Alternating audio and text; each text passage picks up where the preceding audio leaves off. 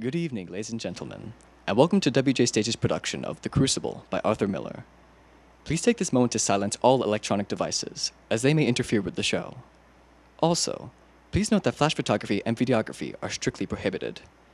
Please locate the exits at either end of the auditorium. In the event of an emergency, walk, do not run, to the nearest exit.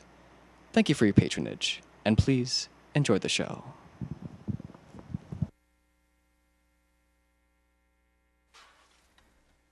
Salem has been established hardly 40 years before. To the European world, the whole province was a barbaric frontier inhabited by a sect of fanatics who, nevertheless, were shipping out products slowly, increasing quantity and value. No one can really know what their lives were like. They had no novelists, and they would not have allowed anyone to read a novel if one were handy.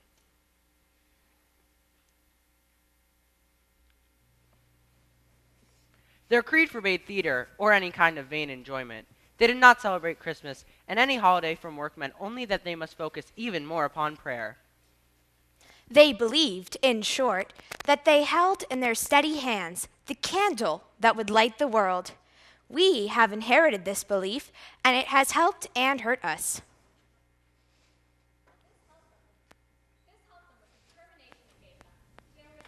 People, and they had to be, to survive the life they've chosen or been born into in this country. But the people of Salem in 1692 were not quite the dedicated folk who arrived on the Mayflower. A vast differentiation had taken place, and in their own time, a revolution had unseated the royal government.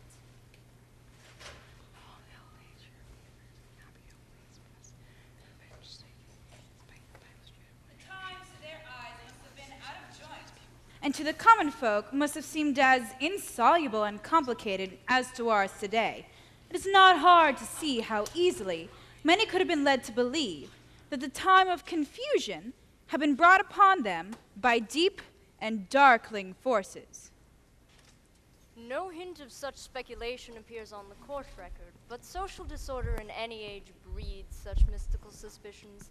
And when, as in Salem, wonders are brought forth from beneath the social surface, it is too much to expect people to hold back very long from laying on the victims with the full force of their frustrations. The witch hunt was not, however, a mere repression. It was also, and as importantly, a long overdue opportunity for everyone so inclined to express publicly his guilt and sins under the cover of accusations against the victims.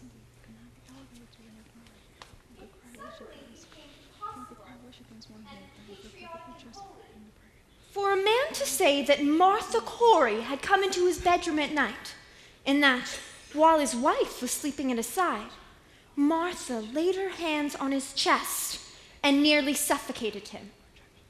Of course it was her spirit only, but his satisfaction at confessing himself was no lighter than if it had been Martha herself. One could not ordinarily speak such things in public.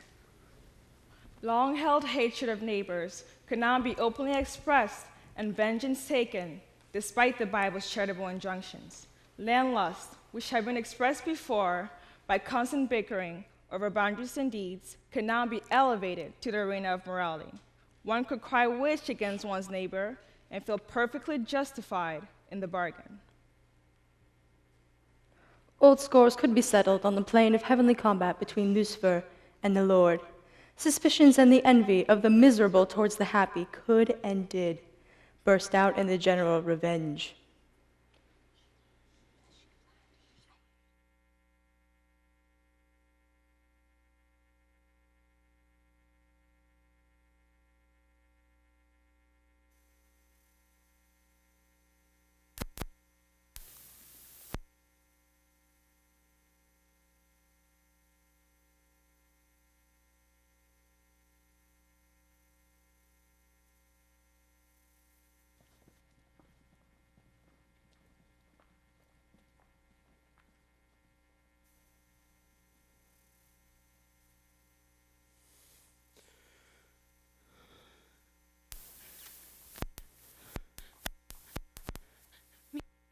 Darcy soon? Out of here! Is he not going to die? Out of my sight!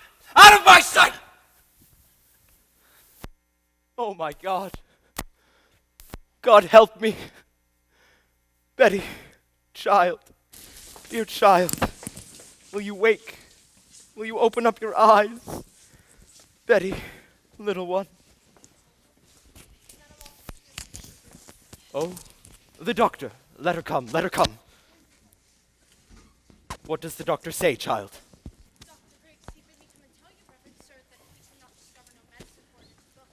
Then he must search on. Aye, sir. He had been searching since he left you, sir.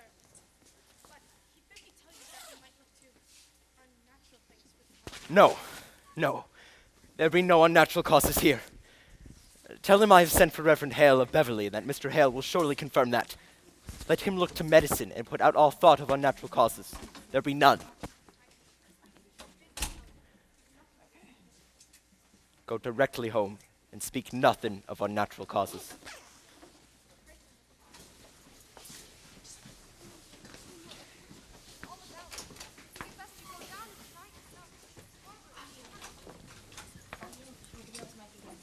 And what shall I say to them?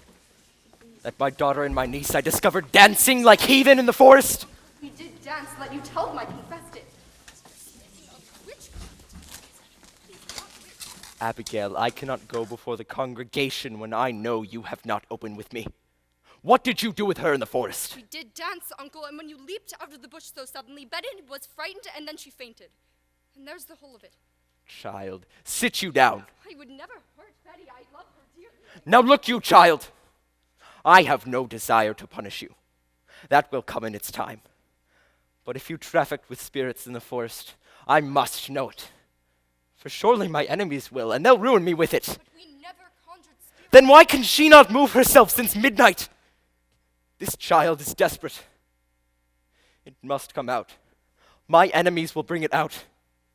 Abigail, do you understand that I have many enemies? I know it, Uncle. There is a faction that is sworn to drive me from my pulpit. Do you understand that? I think so. Now then, in the midst of such disruption, my own household is discovered to be the very center of some obscene practice. Abominations are done in the forest. I saw Tituba waving her arms over the fire when I came on you. Why was she doing that? And I heard a screeching and gibberish come from her mouth. She always sings her Barbados songs and we dance. I cannot blink what I saw, Abigail, for my enemies will not blink it. I saw a dress lying in the grass. A dress. And I thought I saw someone naked running through the trees. No one was naked. You mistake yourself, Uncle. I saw it. Now tell me true. Now my ministry's at stake. My ministry and perhaps your cousin's life. Whatever abomination you have done in the forest, give me all of it now. For I dare not be taken unaware when I go before them down there. Abigail, I have fought here 3 long years to bend these stiff-necked people to me. And now, just now, and there must be some good respect for me in the parish, you compromise my very character. I have given you a home, child. I have put clothes upon your back. Now give me upright answer. Your name in the town, it is entirely white, is it not? I am sure it is, sir. If you know blush about my name. Abigail, be there any other cause than you have told me for Goody Proctor discharging you? It troubles me that you are now 7 months out of their house, and in all that time no other family has called for your service. They want slaves, not such as I. Let them send to Barbados for that. I will not black my face for any of them. No, I cannot have anyone. Why? Goody Putnam, come in. It is a marvel. It is surely a stroke of hell upon you. No, Goody Putnam, it is... How high did she fly? How high? No, she never flew. Why, it's sure she did. Mr. Collins saw her going over Ingersoll's barn and come down light as a bird, he says. Now look, you Goody Putnam, she never... Oh, good morning, Mr. Putnam. It is a providence the thing is out now. It is a providence. What's out, sir? Why, her eyes is closed. Look you, Anne. Why, that's strange. Ours is open. Your little Ruth is sick. I'd not call it sick. The devil's touch is heavier than sick. It's death, you know. It's death driving them into forked and hoof. Oh, pray not. Why, how does your child ail? She ails as she must. She never waked this morning, where her eyes open and she walks, and hears not, sees not, and cannot eat. Her soul is taken, surely. They say you sent to Reverend Hale of Beverly. Precaution only. He has much experience in all demonic arts, He has indeed, and found a witch in Beverly last year, and let you remember that. Now, Goody Ann, they only thought that were a witch, and I am certain there be no element of witchcraft here. No witchcraft? Now look you, Mr. Paris. Thomas! Thomas, I pray you, leap not to witchcraft. I know that you, least of all, Thomas, would wish so disastrous a charge laid upon me. We cannot leap to witchcraft. They will howl me out of Salem for such corruption in my house. Now look you, sir. I have taken your part in all contention here, and I would continue. But I cannot if you hold back in this. There are hurtful, vengeful spirits laying hands on these children. But Thomas, you cannot— Anne, tell Mr. Paris what you've done. Reverend Paris, I have laid 7 babies unbaptized in the earth. Believe me, sir, you never saw more hardy babies born. And yet each would wither in my arms the very night of their birth. I have spoke nothing, but my heart has clamored intimations. And now, this year, my Ruth, my only, I see her turning strange.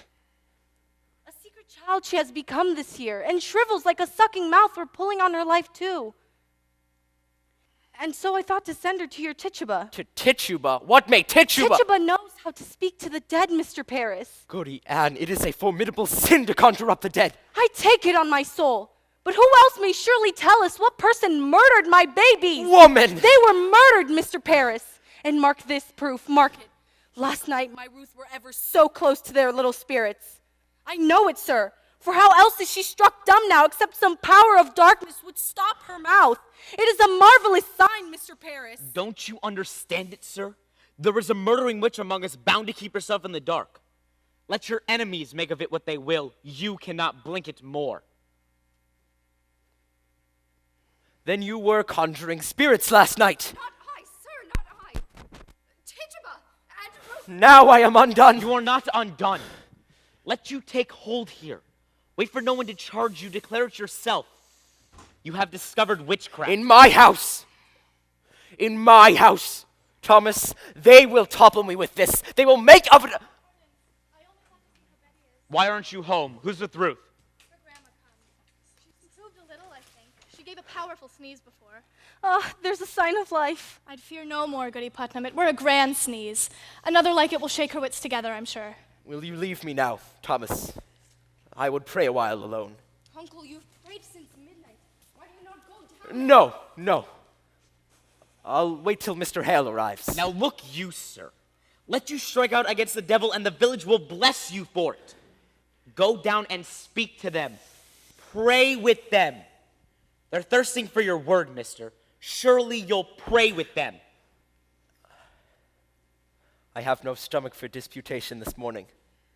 I will lead them in a psalm. But let you say nothing of witchcraft yet. I will not discuss it. The cause is yet unknown. Mercy, you go home to Ruth, do you hear? Aye, Mom. If she starts for the window, cry for me at once. There's a terrible power in her arms today.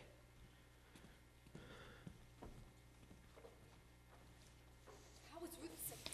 It's weirdish, I know not. She seems to walk like a dead one since last night. Betty, now stop this. Betty, sit up now. Have you tried beating her? I gave Ruth a good one and it waked her for a minute. Here, let me have her. No, he'll be coming up. Now look you, they be questioning us, tell them we danced. Told them as much already. And what more? He saw you naked. Oh, Jesus. What do we do? The whole village is out. What do we do? I've just come from the farm. The whole country's talking witchcraft. They'll be calling us witches, Abby. They'll be calling us witches, Abby. She means to tell, I know it. Abby, we've got to tell. Witchery's a hanging error. A hanging like they done in Boston 2 years ago. We must tell the truth, Abby. You'll only be whipped for dancing and the other things. Oh, we'll be whipped. I never done none of it. I only looked. Oh, you're a great one for looking, aren't you, Mary Warren? Betty. Now, Betty, dear, wake up now. It's Abigail. I'll beat you, Betty. Ma, you seem improving. I talked to your papa and I told him everything, so I want my mama. What ails you, Betty? Your mama's dead and buried. I fly to mama. Let me fly. He knows now. He knows everything. You drag never say that again. You will never You say did, you did. You drank a time to kill John Proctor's life. You drank a time to kill Goody Proctor. Shut it! Now shut it! Mama. Now look you. All of you. We danced. We touched about 100 Ruth Putnam's dead sisters, and that is all. Now mark this. That either of you breathe a word or the edge of a word of the other things. And I will come to you in the black of some terrible night, and I will bring a pointy reckoning that will shudder you. And do you know I can do it? I saw Indians smash my dear parents' heads on the pillow next to mine, and I've seen some reddish work done at night, and I can make you wish you had never seen the sun go down. And you, sit up and stop What's it! got her? Abby, she's going to die. It's a sin to conjure, I and said shut it, Mary Warren! Oh, I am just going home, Mr. Proctor. Be you foolish, Mary Warren? Be you deaf? I forbid you leave the house, did I not? Why shall I pay you? I am looking for you more often than my cows. I only come to see the great doings in the world. I'll show you a great doon on your arse one of these days. Now get you home. My wife is waiting with your work. I'd best be off. I have my Ruth to watch. Good morning, Mr. Proctor.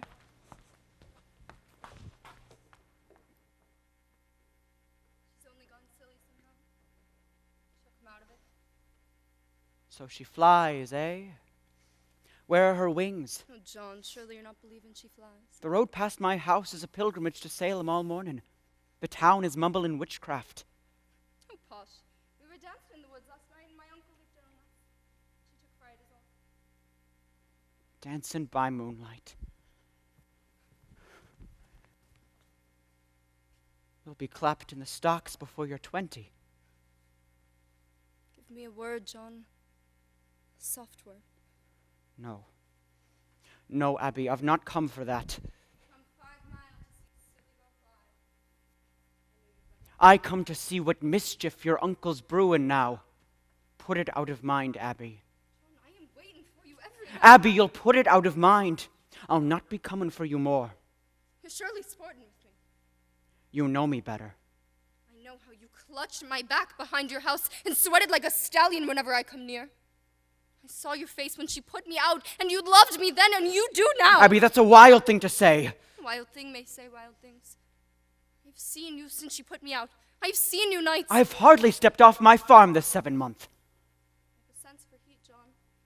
Yours has drawn me to my window. You tell me you've never looked up at the window. Perhaps I have. I know you, John. I know you. I cannot sleep for dreaming. I cannot dream, but I wake and walk about this house, though I find you coming through some door. Child! How do you call me child? Abby, I may think of you softly from time to time, but I will cut off my hand before I'll ever reach for you again. Wipe it out of mind.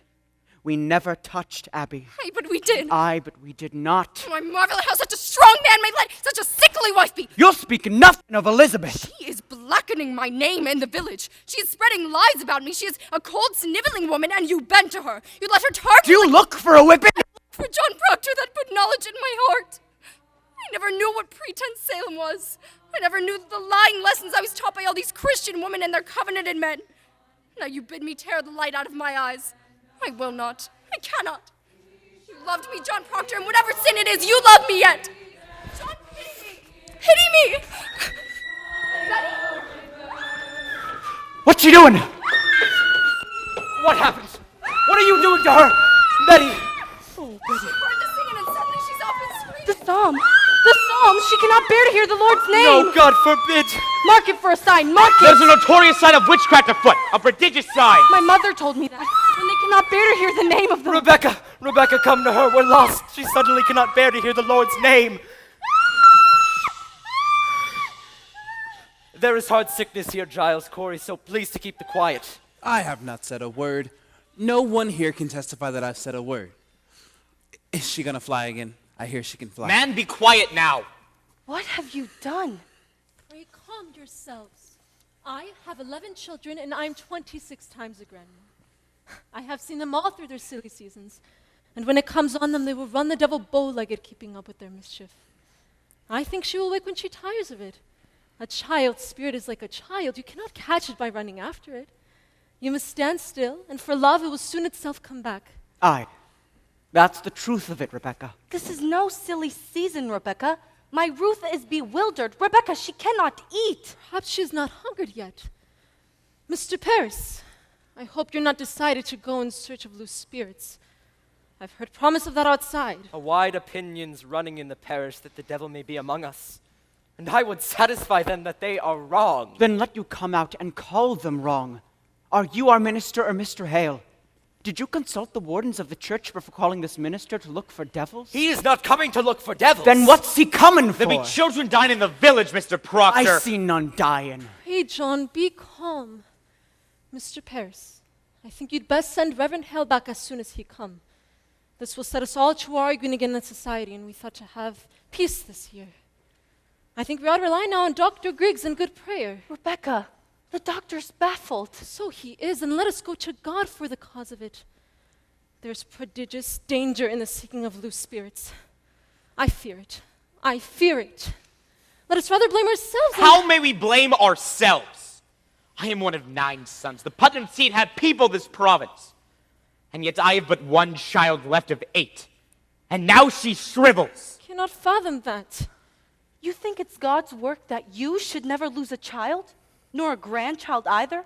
But I bury all but one? When Reverend Hale comes, you will proceed to look for signs of witchcraft here. You cannot command, Mr. Paris. We vote by name in this society, not by acreage. I never heard you so worried on this society, Mr. Proctor. I do not think I've seen you at Sabbath meetings since snow flew. I have trouble enough without I come 5 mile to hear him preach only hellfire and bloody damnation. There are many others who stay away from the church these days because he hardly ever mentioned God anymore. Why, that's a drastic charge. It is true. There are many that quail to bring their children. I do not preach for the children, Rebecca. It is not the children who are unmindful of their obligations toward this ministry. Where is my wood? My contract provides I be supplied with all my firewood. I am waiting since November for a stick. And even in November, I had to show my frostbitten hands like some London beggar. You are allowed £6 a year to buy your wood, Mr. Paris. I am paid little enough that I spend £6 on firewood. The salary is £66, Mr. Proctor. I am not some preaching farmer with a book under my arm. I am a graduate of Harvard College. Aye, and well instructed in mathematics. Mr. Corey, you will look far for a man of my kind at £60 a year. I am not used to this poverty. I left a thrifty business in the Barbados to serve the Lord. I do not fathom it. Why am I persecuted here? I cannot offer one proposition, but there be a howling riot of argument.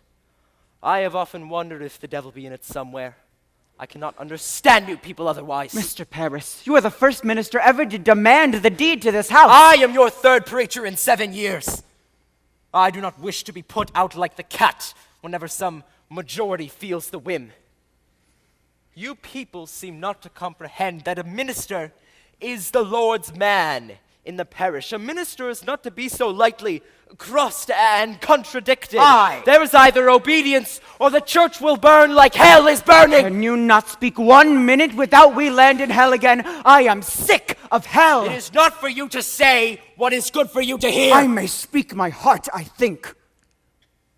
What? Are we Quakers? We are not Quakers here yet, Mr. Proctor. And you may tell that to your followers. My followers. There is a party in this church. I am not blind. There is a faction and a party. Against you? Against him in all authority. Why, then I must find it and join it. He does not mean that. I mean it solemnly, Rebecca. I like not the smell of this authority. I have a crop to sow and lumber to drag home. What say you, Giles? Let's find that party. He says there's a party. I've changed my opinion on this man. Mr. Paris, I beg your pardon. I never thought you had so much iron in you. Why? Thank you, Giles. Suggest to the mind what trouble be among us all these years. Think on it, wherefore is everybody suing everybody else. I have been 6 times in court this year. Is it the devil's fault that a man cannot say you good morning without you clap him for defamation? You're old, Giles, and you're not hearing as well as you did. John Proctor, I have only last month collected 4-pound damages for you publicly saying I burned the roof off your house. I said no such thing, but I paid you for it. So I hope I can call you deaf without charge. Come along, Giles, and help me drag my lumber home. I'll be damned first. A moment, Mr. Proctor. What lumber is that you're dragging home, if I may ask you? My lumber from out my forest by the riverside. Why, we are surely gone wild this year. What anarchy is this? That tract is in my bounds. It is in my bounds, Mr. Proctor. Your bounds? I bought that tract from Goody Nurse's husband 5 months ago. He had no right to sell it. It stands clear in my grandfather's will that all the land between Your the river... grandfather had a habit of willing land that never belonged to him, if I may say it plain. That's God's truth. He nearly ruled away my north pasture, but he knew I'd break his finger before he set his name to it. Let's get your lumber home, John. I feel a sudden will to work coming on. You load one oak of mine, and you'll fight to drag it home. Aye, and we'll win too, Putnam. This fool and I. Come on. I'll have my men on you, Corey. I'll clap a writ on you. You? Someone take these. Oh, Mr. Hale, it's good to see you again. My, they're heavy. They must be. They are weighted with authority. Well, you do come prepared. We shall need hard study if it comes to tracking down the old boy. You cannot be Rebecca Nurse. I am, sir. Do you know me? It's strange how I knew you, but I suppose you look as such a good soul should. We've all heard of your great charities in Beverly. Do you know this gentleman, Mr. Thomas Putnam, and his good wife, Anne? Putnam, I had not expected such distinguished company, sir. It does not seem to help us today, Mr. Hale. We look to you to come to our house and save our child. Your child ails too. Her soul seems flown away. She sleeps and yet she walks. She cannot eat. Cannot eat? Do you men also have afflicted children? No. These are farmers. John Proctor. He don't believe in witches. I never spoke on witches one way or the other. Will you come, Giles? No, John. I have some few quick questions of my own to ask this fellow. I hear you be a sensible man, Mr. Hale. I hope you'll leave some of it in Salem.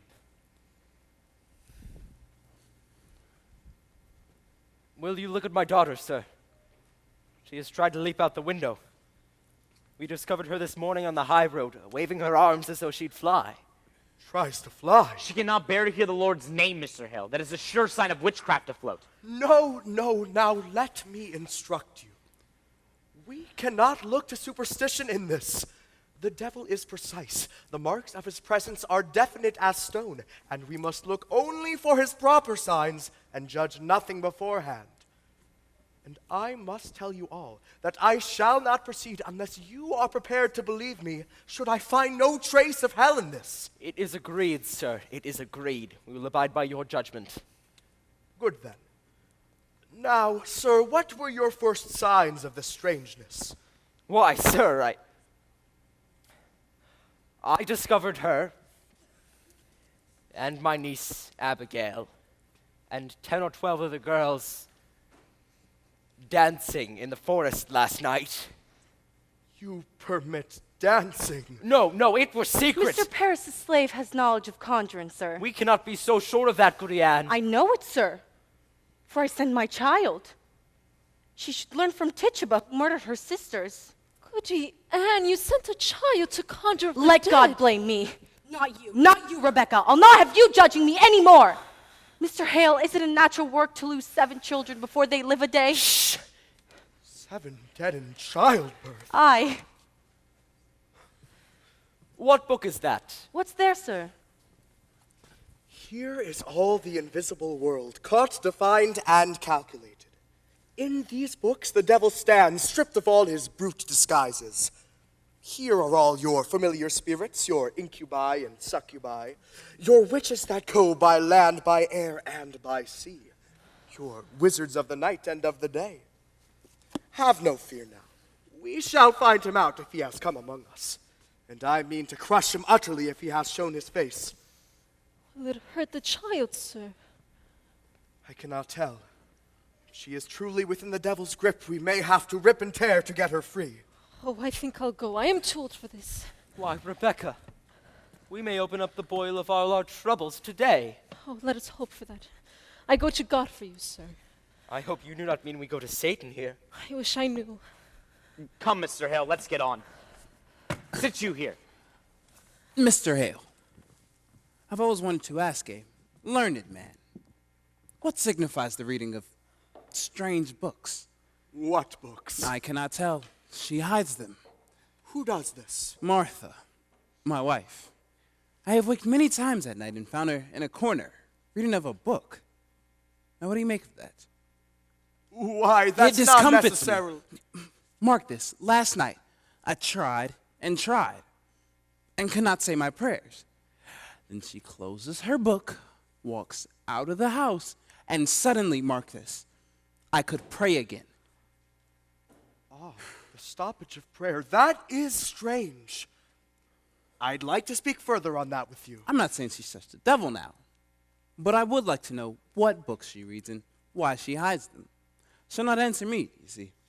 Aye, we'll discuss it. Now, mark me, if the devil is in her, we will witness some frightful wonders in this room. So please to keep your wits about you. Mr. Putnam, stand close in case she flies. Now, Betty, dear, will you sit up? Can you hear me? I am John Hale, minister of Beverly. I've come to help you, dear. Do you remember my 2 little girls in Beverly? How can it be the devil? Why would he choose my house to strike? What victory would the devil have to win a soul already had? It is the best the devil wants, and who better than the minister? That's deep, Mr. Paris. Deep. Does someone afflict you, child? It need not be a woman, mind you, nor a man. Perhaps some bird invisible to others comes to you. Perhaps a pig or any beast at all. Is there some figure bids you fly?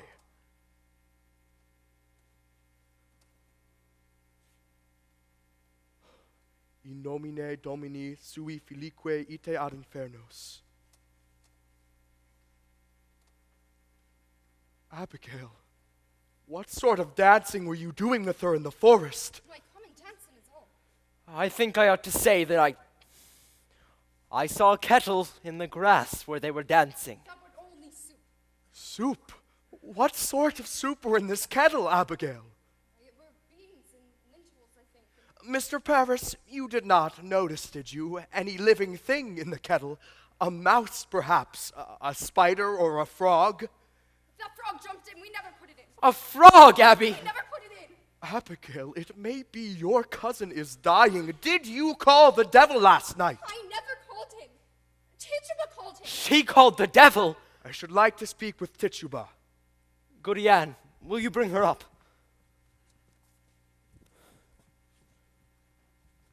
How did she call him? I know not. Spoke Barbados. Did you feel any strangeness when she called him? A sudden cold wind, perhaps? A trembling below the ground? I didn't see no devil. Betty, wake up. Betty, Betty. You cannot evade me, Abigail. Did your cousin drink any of the brew in the kettle? She never drank it. Did you drink it? No, sir. Did Tituba ask you to drink it? She tried, but I refused. Why are you concealing? Have you sold yourself to Lucifer? I never sold myself. I'm a good girl. I did drink of the kettle. She made me do it. She made Betty do it. Abby! She makes me drink blood. Blood? My baby's blood? No, chicken blood. I give you chicken blood. Woman, have you enlisted these children for the devil? Don't trump with no devil. Why can she not wake? Are you silencing this child? I love me, Betsy. You have sent your spirit out upon this child, have you not? Are you gathering souls for the devil? She sent her spirit on me in church. She make me laugh at prayer. She have often laughed at prayer. She comes to me every night to go and drink blood. You beg me to conjure, Abby. She beg me to go and make charm. I'll tell you something. She comes to me while I sleep. She's always making me dream corruptions. Abby. Sometimes I wake and find myself in the open doorway and a stitch on my body. I always hear her laughing in my sleep. I hear her Tituba, I want you to wake this child! I have no power over this child, sir. You most certainly do, and you will loose her from it now. When did you compact with the devil? I don't compact with no devil. You will confess yourself, or I will take you out and whip you to your death, Tituba. This woman must be hanged. She must be taken and hanged. No, don't hang Tituba. I tell him I don't desire to work for him, sir. Who? The devil?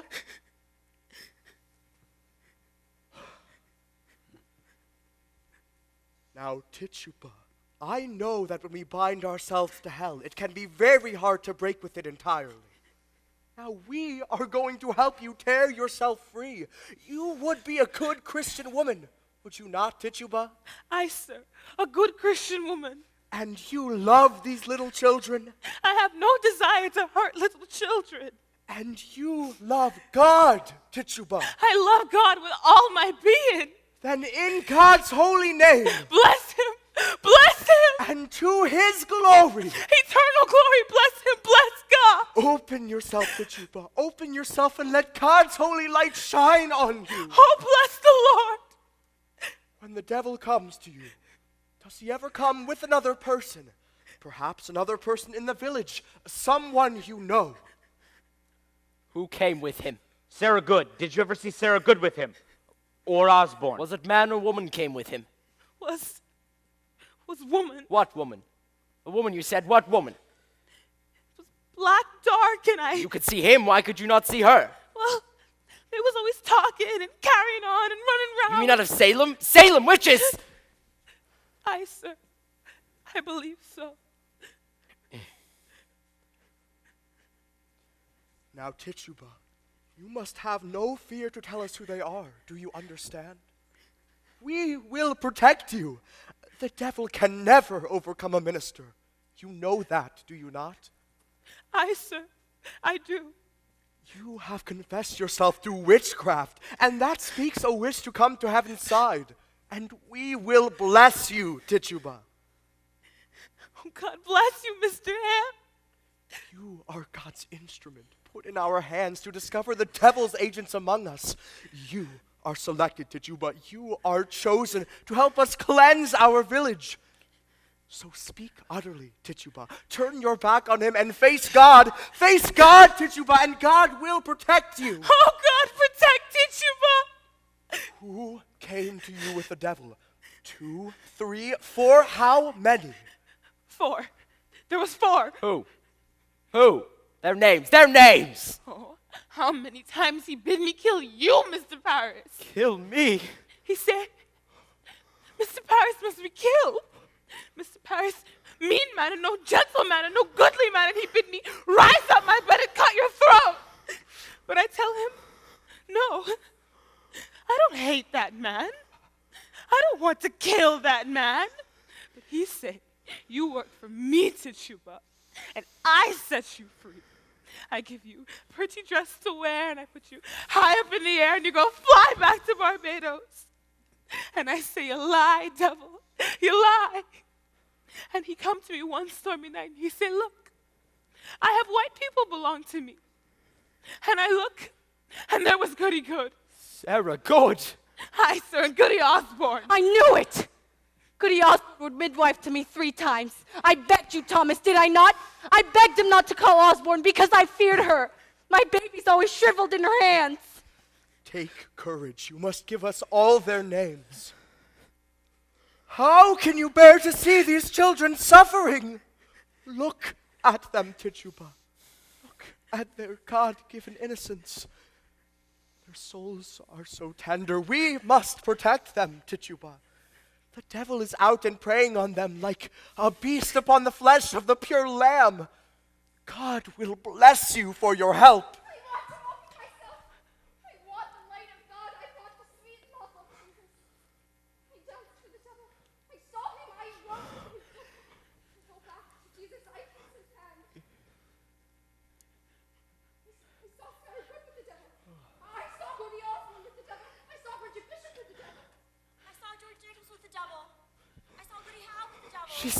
She speaks. Glory to God, it is broken. They are free. The marshal. I'll call the marshal. Let the marshal bring irons.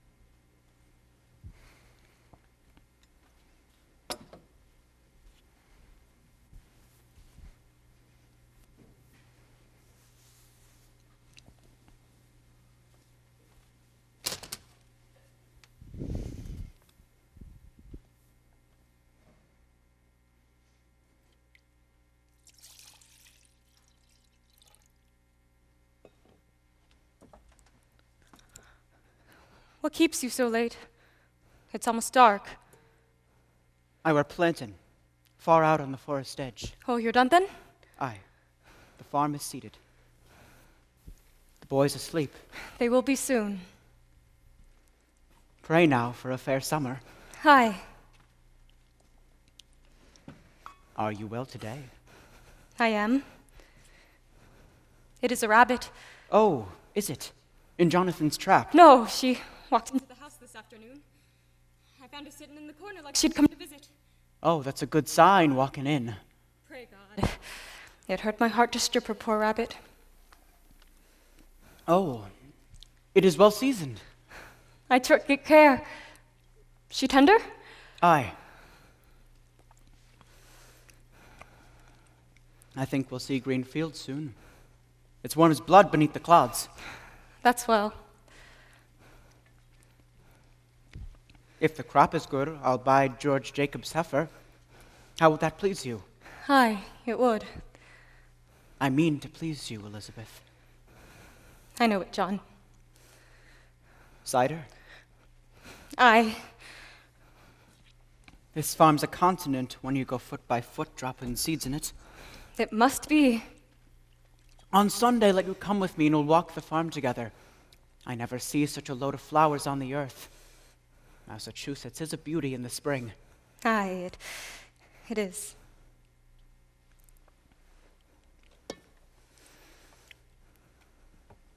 I think you're sad again. Are you? You come so late, I thought you'd gone to Salem this afternoon. Why? I have no business in Salem. You did speak of going earlier this week. I thought better of it since. Mary Warren's there today. Why did you let her? You heard me forbid her go to Salem anymore.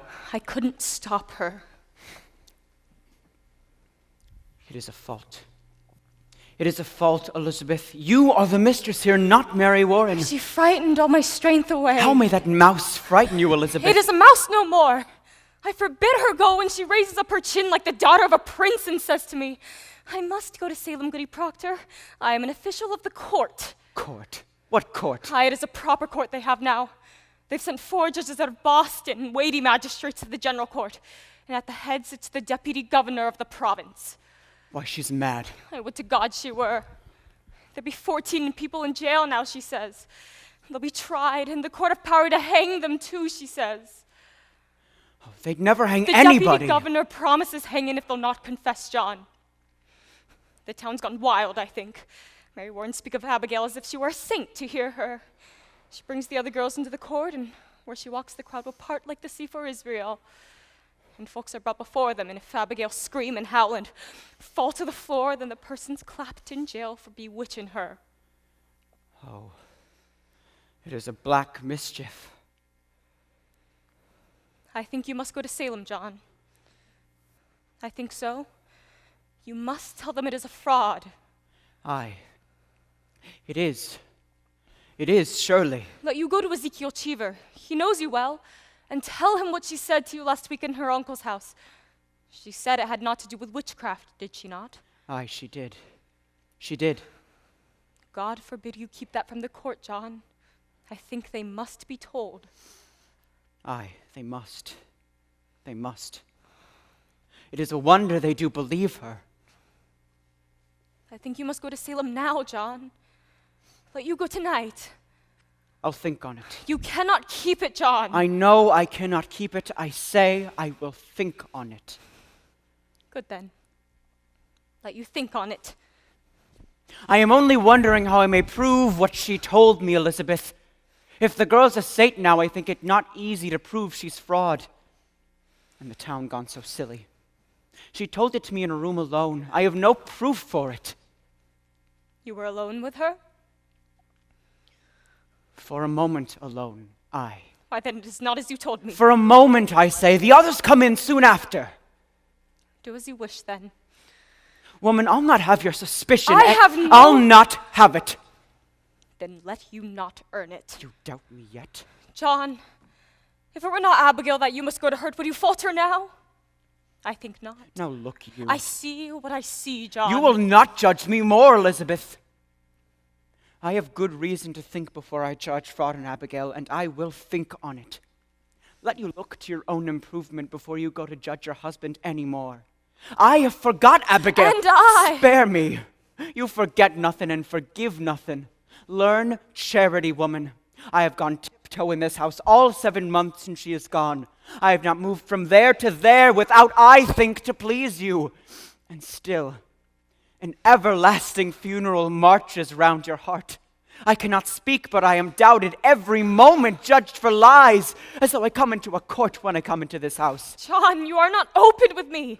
You saw her with a crowd. You said now I'll you saw her. plead my honesty no more, Elizabeth. John, no more! I should have roared you down when you first told me your suspicion. But I wilted, and like a Christian I confessed. Some dream I had must have mistaken you for God that day, but you're not. You're not. And let you remember it. Let you look sometimes for the goodness in me, and judge me not. I do not judge you. The magistrate sits in your heart that judges you. I never thought you but a good man, John. Only somewhat bewildered. Oh, Elizabeth, your justice would freeze beer.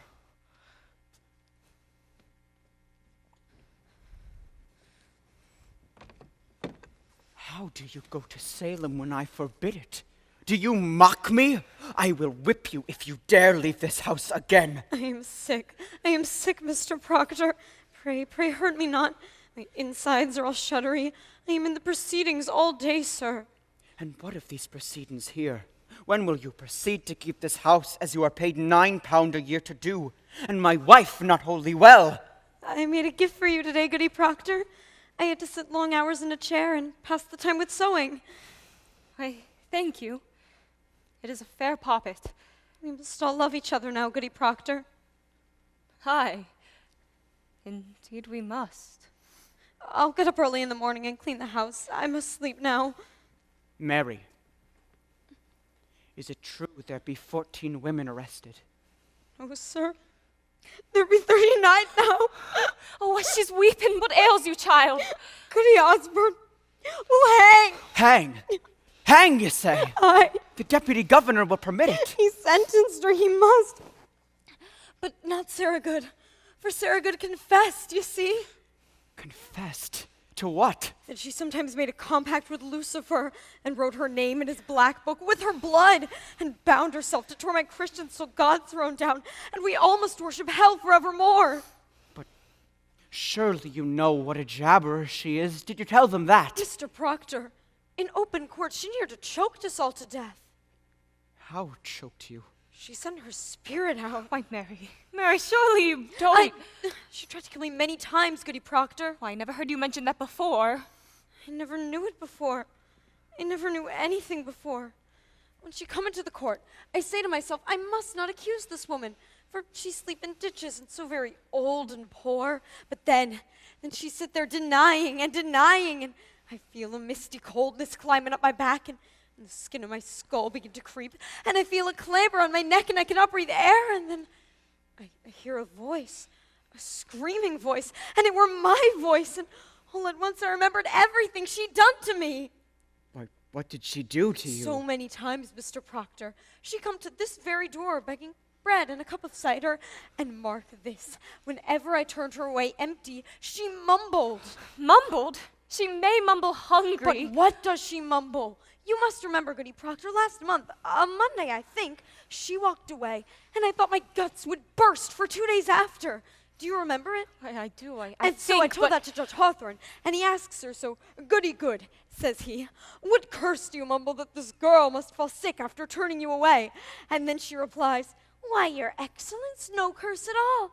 I only say my commandments. I hope I may say my commandments, says she. And that's an upright answer. Aye, but then Judge Hawthorne say to her, recite for us your commandments. And of all the 10, she could not say a single one. She never knew no commandments, and they had her in a flat lie. And so condemned her? Why, they must when she condemned herself. But the proof, the proof. I told you the proof. It's hard proof, hard as rock, the judges said. You will not go to that court again, Mary Warren. I must tell you, sir, I will be gone every day now. I am amazed you do not see what weighty work we do. What work you do? It's strange work for a Christian girl to hang old women. But Mr. Proctor, they will not hang them if they confess. Sarah Good will only sit in jail sometime. And here's a wonder for you. Think on this. Goody Good is pregnant. Pregnant? Are they mad? The woman's near to 60. They had Dr. Griggs examine her, and she's full to the brim. And smoking a pipe all these years and no husband either. But she's safe, thank God, for they'll not hurt the innocent child. But be that not a marvel? You must see it, sir. It's God's work we do. So I'll be gone every day for some time. I am an official of the court, they say. I'll official you. I'll not stand whipping any more. The devil is loose in Salem, Mr. Proctor. We must discover where he's hiding. I'll whip the devil out of you! I am accused? You were somewhat mentioned, but I said I never seen no sign you ever sent your spirit out to hurt no one, and seeing I do live so closely with you, they dismissed it. Who accused I am bound by law. I cannot tell it. I hope you'll not be so sarcastical no more. 4 judges and the king's deputy sat to dinner with us but an hour ago. I would have you speak civilly to me from this out. Go to bed. I'll not be ordered to bed no more, Mr. Proctor. I am 18 and a woman, however single. Do you wish to sit up? Then sit up. I wish to go to bed. Good night, then. Good night. Oh, the noose. The noose is up. There will be no noose. She wants me dead. I knew all week it would come to this. They dismissed it. You heard her say. What of tomorrow? She will cry me out until they take me. Now sit you down. She wants me dead, John, and you know it. I say, sit down. Now we must be wise, Elizabeth. Oh, indeed. Indeed. Fear nothing. I'll find Ezekiel Cheever. I'll tell him she said it were all sport. John, with so many in the jail, more than that is needed now, I think. Will you favor me with this? Go to Abigail. What have I to say to Abigail? John, grant me this. You have a faulty understanding of young girls. There is a promise made in any bed. What promise? Spoke or silent, a promise is surely made. And she may dote on it now, I'm sure she does, and thinks to kill me and to take my place. It is her dearest hope, John. There be 1,000 names. Why does she call mine? There be a certain danger in calling such a name. I am no goody good that sleeps in ditches, nor Osborne drunk and half-witted. She dare not call out such a farmer's wife, but there be monstrous profit in it. She thinks to take my place, John. She cannot think it. John, have you ever shown her somewhat of contempt? She cannot pass you in the church, but you will blush. I may blush for my sin. I think she sees another meaning in that blush. And what see you? What see you, Elizabeth? I think you be somewhat ashamed, for I am there and she so close. When will you know me, woman? Were I stone, I would have cracked for shame this 7 month. Then go, and tell her she's a whore. Whatever promise she may sense, break it, John. Break it. Good then. I'll go. Oh, how unwillingly. I will curse her hotter than the oldest sender in hell. Fear not, but pray, begrudge me not my anger. Your anger? I only asked Woman, you. am I so base? Do you truly think me base? I never called you babe. Then how do you charge me with such a promise? The promise a stallion gives a mare I gave that girl. Then why do you anger with me when I bid you break it? Because it speaks deceit, and I am honest. But I'll plead no more. I see now that your spirit twists around the single error of my life, and I will never tear it free. You'll tear it free when you come to know that I will be your only wife or no wife at all. She has an arrow in you yet, John Proctor, and you know it. Good evening. Why, Mr. Hale, good evening to you, sir. Come in. Come in. I hope I do not startle you. No, no. It's only that I heard no horse. You are Goodwife Proctor. I, Elizabeth. I hope you're not off to bed yet. No, no. We are not used to visitors after dark, Mr. Hale, but you are welcome here. Will you sit you down, sir? I will. Let you sit, Goodwife Proctor. Will you drink cider, Mr. Hale? No, it rebels my stomach. I have some further traveling yet tonight. Sit you down, sir. I will not keep you long, but I have some business with you. Business of the court? No, I come of my own without the court's authority. Hear me. I know not if you are aware, but your wife's name is mentioned in the court. We know it, sir. Our Mary Warren told us. We are entirely amazed. I am a stranger here, as you know, and in my ignorance I find it hard to draw a clear opinion of those that come accused before the court. And so this afternoon and now tonight I go from house to house. I come now from Rebecca Nurse's house and... Rebecca's charged? God forbid such a one be charged. She is, however, mentioned somewhat. You will never believe, I hope, that Rebecca trafficked with the devil. Woman, it is possible. Surely you cannot think so. This is a strange time, mister. No man may longer doubt the powers of the dark are gathered in monstrous attack upon the village. There is too much evidence now to deny it. You will agree, sir. I have no knowledge in that line, but it's hard to think so pious a woman would be secretly a devil's bitch after 70 years of such good prayer. Aye, but the devil is a wily one. You cannot deny it. However, she is far from accused, and I know she will not be. I thought, sir, to put some questions as to the Christian character of this house, if you'll permit me. Why, we have no fear of questions, sir. Good then. Now, sir, in the book of record that Mr. Paris keeps, I note that you are rarely in the church on Sabbath day. No, sir, you are mistaken. Only 26 time in 17 months, sir. I must call that rare. Will you tell me why you are so absent? Mr. Hale, I never knew I must account to that man whether I come to church or stay at home. My wife was sick this winter. Oh, so I've been told. But you, mister, why could you not come alone? I surely did come when I could, and when I could not, I prayed in this house. Mr. Proctor, your house is not a church. Your theology must tell you that. It does, sir, it does. And it tells me a minister may pray to God without he have golden candlesticks upon the altar. What golden candlesticks? Since we built the church, there were pewter candlesticks upon the altar. Francis Nurse made them, and sweeter hands never touched the metal. But Paris came, and for 20 weeks he preached nothing but golden candlesticks until he had them.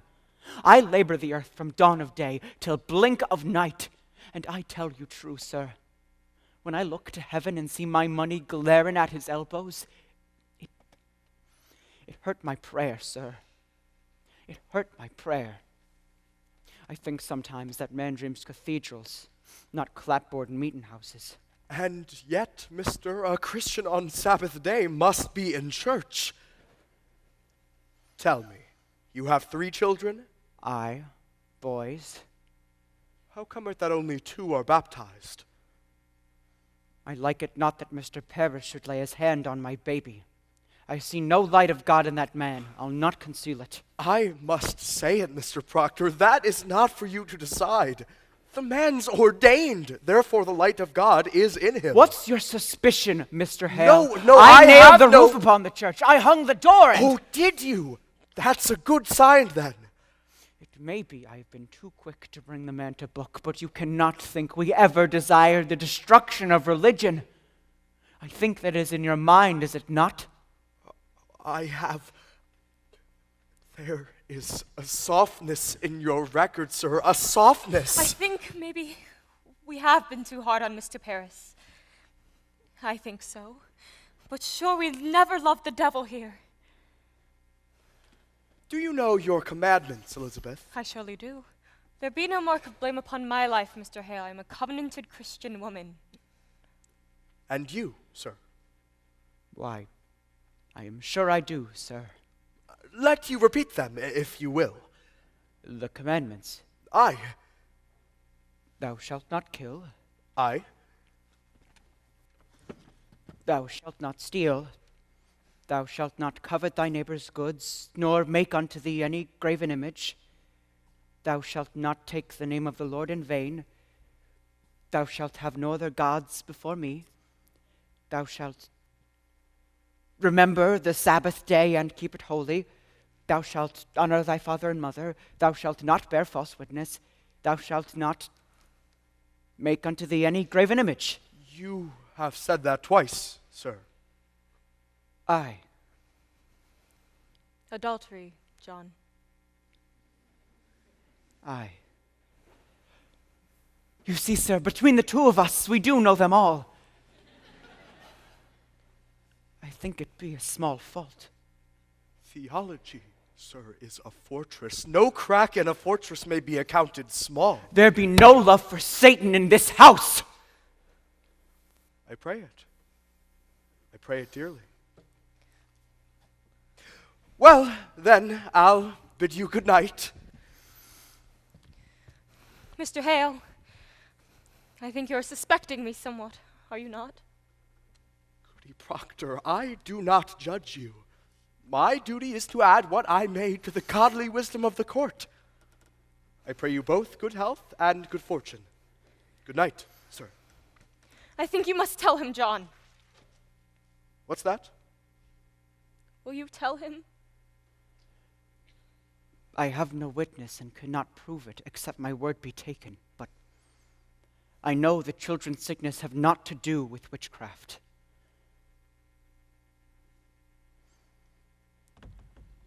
Naught to do with witchcraft. They were discovered by Mr. Parris sporting in the woods. They were startled and took sick. Who told you this? Abigail Williams. Abigail? Aye. Abigail Williams said it had naught to do with witchcraft. She told me the day you came, sir. Why did you keep this? I never knew until tonight that the world has gone daft with this nonsense. Nonsense? Mister, I have myself examined Tituba, Sarah Good, and numerous others that have confessed to dealing with the devil. They have confessed. And why not if they must hang for denying it? There are them that will swear to anything before they'll hang. Have you never thought of that? I have. I have indeed. And you, sir, you would be willing to testify to this in court? I had not reckoned with going into court. But if I must, I will. Ah, you falter then. I falter nothing. But I may wonder if my story will be credited in such a court. I do wonder on it when a minister, as steady-minded as you, will suspicion a woman that never lied. She cannot lie, and the world knows she cannot. I may falter somewhat. Mister, I am no fool. Proctor, let you open with me now, for I have heard a thing that troubles me.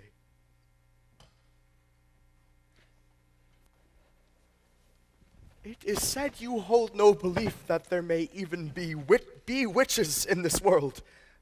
Is that true, sir? I know not what I have said. I may have said it. I have wondered if there be witches in the world. But you do believe I have that... no knowledge of it. The Bible speaks of witches, and I will not deny them. And you, woman? I cannot believe it. You cannot? Elizabeth, you bewilder I him. cannot think the devil may own a woman's soul, Mr. Hale, when she keeps an upright way as I have. I am a good woman. I know it. And if you may think that I may do only good work in this world and yet be secretly bound to Satan, then I must tell you, sir, I cannot believe it. But woman, you do believe that there are witches. If you say that I am one, then I say there are none. You surely do not fly against the gospel. The gospel. She believes in the gospel, every word. Question Abigail Williams about the gospel. Not myself. She do not mean to doubt the gospel, sir. You cannot think it. This be a Christian house, sir, a Christian house. God keep you both. Let the third child be quickly baptized, and go you without fail each Sunday into Sabbath prayer. And let you keep a solemn, quiet... Giles, what's the matter? Take my wife and Rebecca nurse. Rebecca's in the jail? John, Cheever, come and take her in his wagon. We've only just now come from the jail, and they'll not even let us in to see them. It's surely gone wild now, Mr. Hale. Mr. Hale, can you not speak to the deputy governor? I'm sure he mistakes these people. Ray, calm yourself, Mr. Nurse. My wife is the very brick and mortar of the church, Mr. Hale. And Martha Corey. There cannot be a woman closer yet to God than Martha. How is Rebecca charged, Mr. Nurse? For murder she's charged. For the marvelous and supernatural murder of Goody Putnam's babies. What am I to do, Mr. Hale? Believe me, sir, if Rebecca Nurse be tainted, then nothing's left to stop this whole green world from burning. Let you rest upon the justice of the court. The court will send her home, I know it. You cannot mean she will be tried in court. How may such a woman murder children? Man, remember until an hour before the devil fell, God thought him beautiful in heaven. I never said my wife were a witch, Mr. Hale. I only said that she were reading books. Mr. Corey, exactly what complaint were made on your wife? That bloody mongrel Walcott charger. You see, he buy a pig of my wife 4 or 5 years ago, and the pig died soon after. So we come dancing in for his money back. So my Martha, she says to him, Walcott, if you haven't the wit to feed a pig properly, you'll not live to own many. Now he goes to court and claims that from that day to this, he can't keep a pig alive for more than 4 weeks because my Martha bewitched him with her books.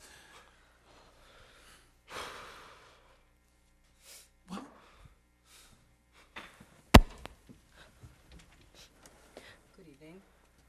Good evening to you, John Proctor. Why, Mr. Cheever. Good evening to you, sir. Good evening, all. Good evening, Mr. Hale. I hope you do not come on business of the court. I do, Proctor. I am clerk of the court now, you know. It is a pity, Ezekiel, that an honest tailor might have gone to heaven must burn in hell. You'll burn for this, do you know it? You know yourself I must do as I'm told. You surely know that, Giles. And at his leave you'd not be sending me to hell. I like not the sound of it, I tell you.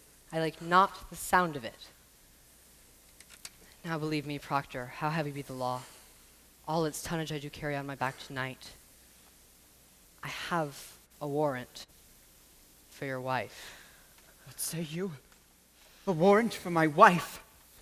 You said she were not charged! I know nothing of it. When was she charged? I am given 16 warrant tonight, and she is one. Who charged her? Why, Abigail Williams charged her. Abigail Williams? On what proof? What proof? Mr. Proctor, I have little time. The court bid me search your house, but I like not to search a house. So would you please give me any poppets your wife may keep here? Poppets? I never kept no poppets. Not since I were a girl. I spy a poppet, Goody Proctor. Why, that's Mary's. Would you please give it to me? Has the court discovered a text in poppets now? Do you keep any others in this house? No, nor this one either till tonight. What signifies a poppet? Why, a poppet. A poppet may signify... Now, woman, will you please come with me? She will not. Fetch Mary here. No, I'm forbid to leave her from my sight. You'll leave her out of sight and out of mind. Fetch Mary, Elizabeth. What signifies a poppet, Mr. Cheever? Why, they say that it may signify that she... Why, this! What's there? Why, it is a needle. Willard, it is a needle. What signifies a needle? Why, this go hard with her, Proctor, this. I had my doubts, Proctor, but here's calamity. You see it, sir, it is a needle. Why, what meaning has it? The girl, the Williams girl, Abigail Williams, sir. She sat to dinner at Reverend Parris's house tonight, and without word nor warning, she falls to the floor. Like a struck beast, he says, and she scream a bull would weep to hear. And demanding of her how she come to be so stabbed, she testify it where your wife's familiar spirit pushed it in. Why, she done it herself. I hope you're not taking this for proof, Mr. Hale. 'Tis hard proof. I find here a poppet Goody Proctor keeps. I have found it, sir, and in the belly of the poppet a needle stuck. I tell you true, Proctor, I never warranted to see such proof of hell, and I bid you obstruct me not, for I will go to hell and back. Here now, Mary, how did this poppet come into my house? What poppet's that, sir? This poppet! Why, I believe it is mine. It is your poppet, is it not? It is, sir. And how did it come into this house? Why, I made it in the court, sir, and give it to Goody Proctor tonight. There, sir. Do you have it? Mary Warren, a needle hath been found stuck inside this poppet. Why, I meant no harm by it, sir. You stuck that needle in yourself. I believe I did, sir. What say you now? Child, you are certain this be your natural memory. May it be, perhaps, that someone conjures you even now to say this? Conjures me? Why, no, sir. I am entirely myself, I think. Let you ask Susanna Walcott. She saw me sewing it in court. Ask Abby. Abby sat beside me when I made it. Bid him begone, mister. Your mind is surely settled now. Bid him out, mister. What signifies a needle?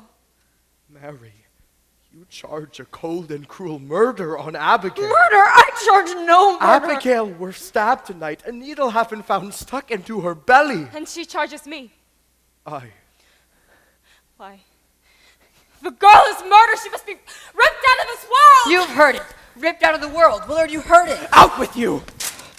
Proctor, you dare not touch the warrant. Out with you. You ripped the deputy governor's warrant, man. Get the deputy governor out of my house. No, Proctor, Get Proctor. me gone. You are a broken minister. Proctor, if she is innocent, If then the she court is will fight. innocent, why do you never wonder if Paris be innocent? Or Abigail?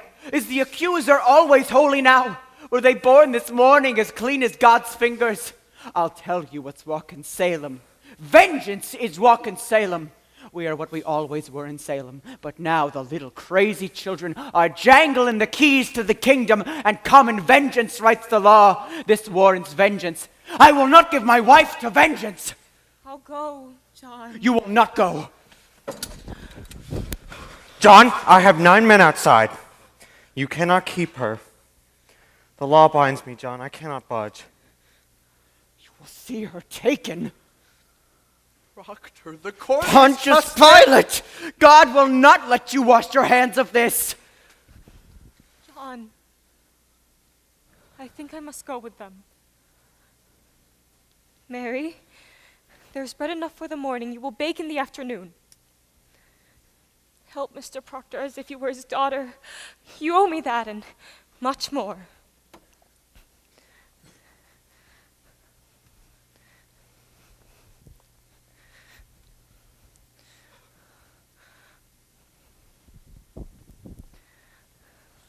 When the children wake, speak nothing of witchcraft, it will frighten them. I will bring you home. I will bring you soon. Oh, John, bring me soon. I will fall like an ocean on that court. Fear nothing, Elizabeth. I will fear nothing.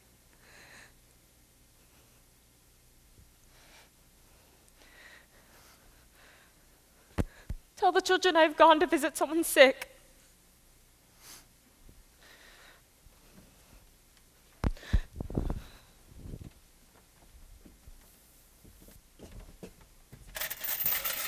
Willard, don't chain her. Damn you, man, off with them! I'll not have it! I will not have her chained! And yet, silent minister, it is fraud. You know it is fraud. What keeps you, man?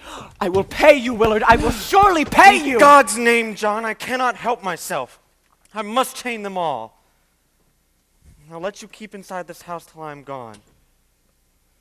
Man, are you blind?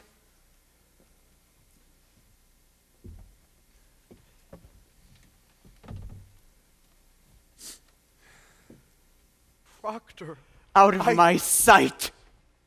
Charity, Proctor, charity.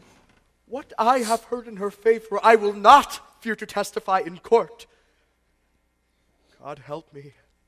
I cannot judge her guilty nor innocent. I know not. Only this consider. The world goes mad, and it profit nothing you should lay the cause to the vengeance of a little girl. You are a coward. Though you be ordained in God's own tears, you are a coward now. Proctor, I cannot think God be provoked so grandly by such a petty cause. The jails are packed. Our greatest judges sit in Salem now, and hangings promised. Man, we must look to cause proportionate. Were there murder done perhaps and never brought to light? Abomination, some secret blasphemy that stinks to heaven. Think on cause, man, and let you help me to discover it. For there's your way. Believe me, there is your only way when such confusion strikes upon the world. Let you counsel among yourselves. Think on your village and what may have drawn from heaven such thundering wrath upon you all. I shall pray God opens up our eyes.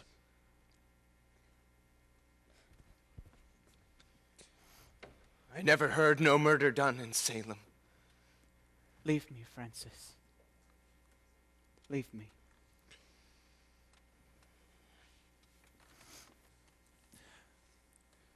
John, tell me.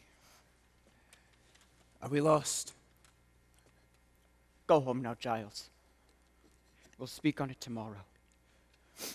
Let you think on it. We'll come early, eh? Aye. Go now, Giles. Good night, then.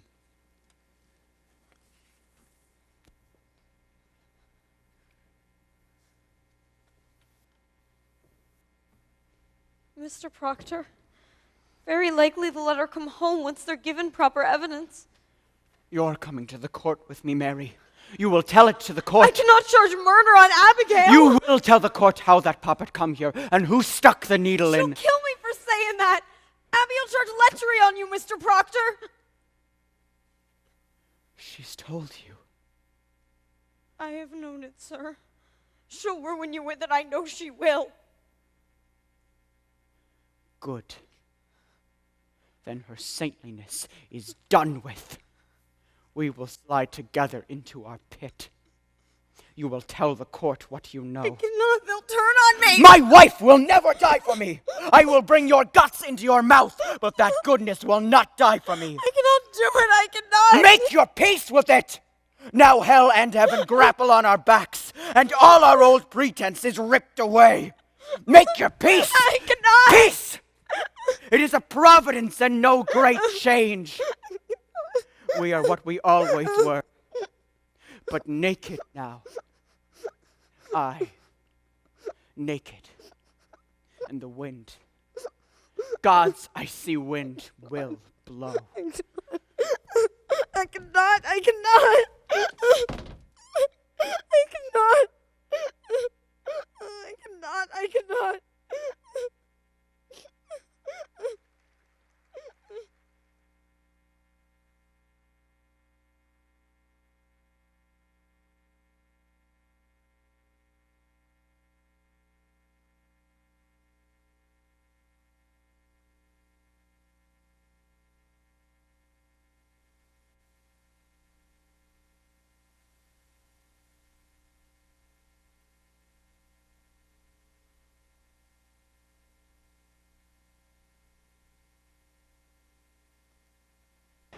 We will now be having a 15-minute intermission. Concessions are available at the kiosk outside of the auditorium, and the bathrooms are located down the hall to the right. Thank you.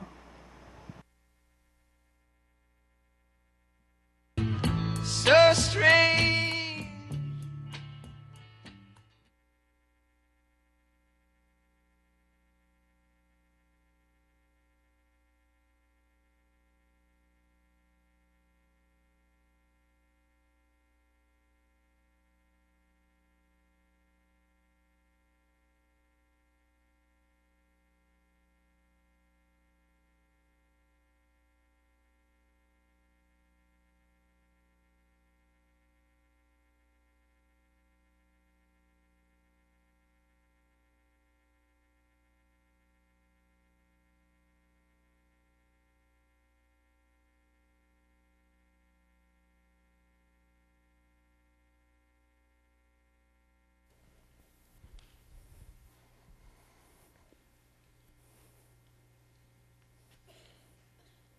I must speak with you, Abigail. Will you sit? How do you come? Friendly. I don't like the woods at night. Pray you stand closer. I knew it must be you. When I heard the pebbles on my window before I opened up my eyes, I knew. I thought you'd come a good time sooner. I had thought to come many times. Why didn't you? I'm so alone in this world now. Are you? I've heard people ride 100 miles to see your face these days. I'm my face. Can you see my face? Then you're troubled. Have you come to mock me? No. No. It's only... I've heard you go to the tavern every night and play shovelboard with the deputy governor, and they give you cider. I've once or twice played the shovelboard, but I have no joy in it. This is a surprise, Abby. I thought to find you gayer than this. I'm told a troop of boys go step for step with you wherever you walk these days. Aye, they do. But I've only lewd looks from the boys. And you like that not? I cannot bear lewd looks no more, John. My spirit's changed entirely. I ought to be given godly looks when I suffer for them as I do. Oh? How do you suffer, Abby? Why, look at my leg. I'm holes all over from their damn needles and pins. The job your wife gave me not healed yet, you know. Oh, it isn't? I think sometimes she pricks it open again while I sleep. Ah. And George Jacobs, he comes again and again and raps me with his stick. The same spot every night all this week. Look at the lump I have. Abby, George Jacobs is in the jail all this month. Thank God he is. And bless the day he hangs and lets me sleep in peace again. Oh, John, the world is so full of hypocrites. They pray in jail. I'm told they all pray in jail. They may not pray. And torture me in my bed while sacred words are coming from their mouths. Oh, we'll need God himself to cleanse this town properly. Abby, you mean to cry out still others? If I live, if I'm not dead, I surely will. Then there is no one good? Aye, there is one. You are good. Am I? How am I good? Well, you taught me goodness, therefore you are good. We're a fire you walked me through, and all my ignorance were burned away. We're a fire, John, we lay in fire. From that night, no woman dare call me wicked anymore. But I knew my answer. I used to weep for my sins when the wind lifted up my skirts, and blushed for shame because some old Rebecca called me loose. Then you burned my ignorance away. As bare as some December tree, I saw them all, walking like saints to church, running to feed the sick and hypocrites in their hearts. And God gave me the strength to call them liars, and God made men to listen to me, and by God, I will scrub the world clean for the love of him. Oh, John, I will make you such a wife when the world is white again. You will be amazed to see me, a light of heaven in your house. Why are you cold? My wife goes to trial in the morning, Abigail. Surely you knew of it. I do remember it now. How... Is she well?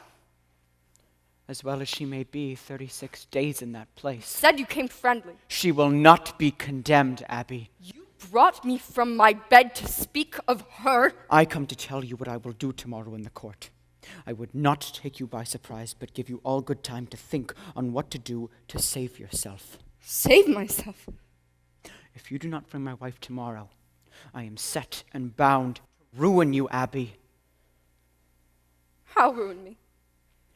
I have rocky proof in documents that you knew that puppet were none of my wife's, and that you yourself bade Mary Warren stab that needle into it. I bade Mary Warren? You know what you do. You are not so mad. Oh, hypocrites! Have you won him too? John, why do you let them send you? I warn you, Abby. They send you. They steal your honesty. I have found my honesty. No. This is your wife's pleading. Your sniveling, envious wife. This is Rebecca's voice, Martha Corey's voice. You are no hypocrite. I will prove you for the fraud you are. And if they should ask why Abigail would ever do so murderous a deed, what will you tell them? I will tell them why. What will you tell? You'll confess to fornication? In the court? If you will have it so, so will I tell it. I say I will. If you can still hear this. Can you hear? You will tell the court you are blind to spirits. You cannot see them anymore. And you will never cry witchery again, or I will make you famous for the whore you are. Never in this world, John. I know you. You are at this moment singing secret hallelujahs that your wife will hang. You mad, you murderous bitch. Oh, how hard it is when pretense falls. But it falls. It falls.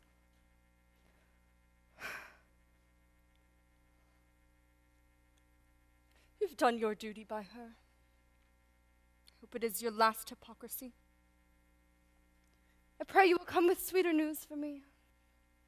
I know you will, now that your duty is done. Good night, John. Fear not. I will save you tomorrow. From yourself I will save you.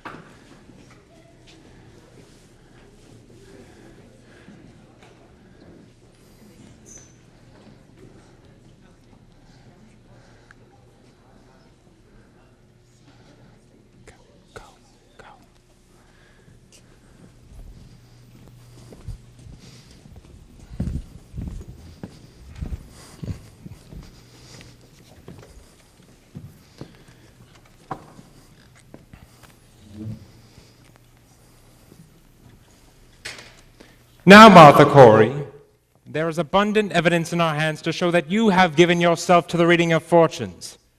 Do you deny it? I am innocent to witch. I know not what a witch is. How do you know, then, that you're not a witch? If I were, then I would know it. Why do you hurt these children? I do not hurt them. I scorn I have it. evidence for the court. You will keep your seat. Thomas Putnam is reaching out for land.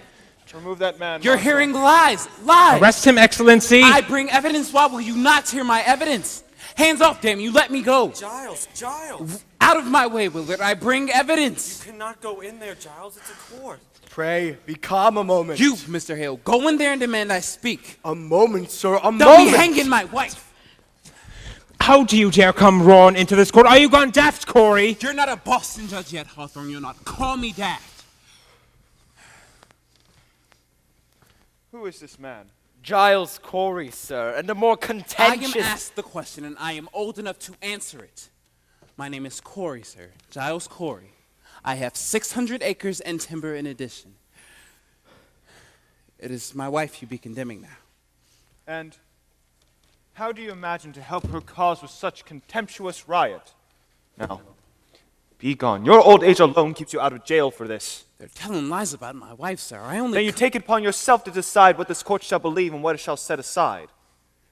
Your Excellency, we mean no disrespect. Disrespect indeed. It is disruption, mister.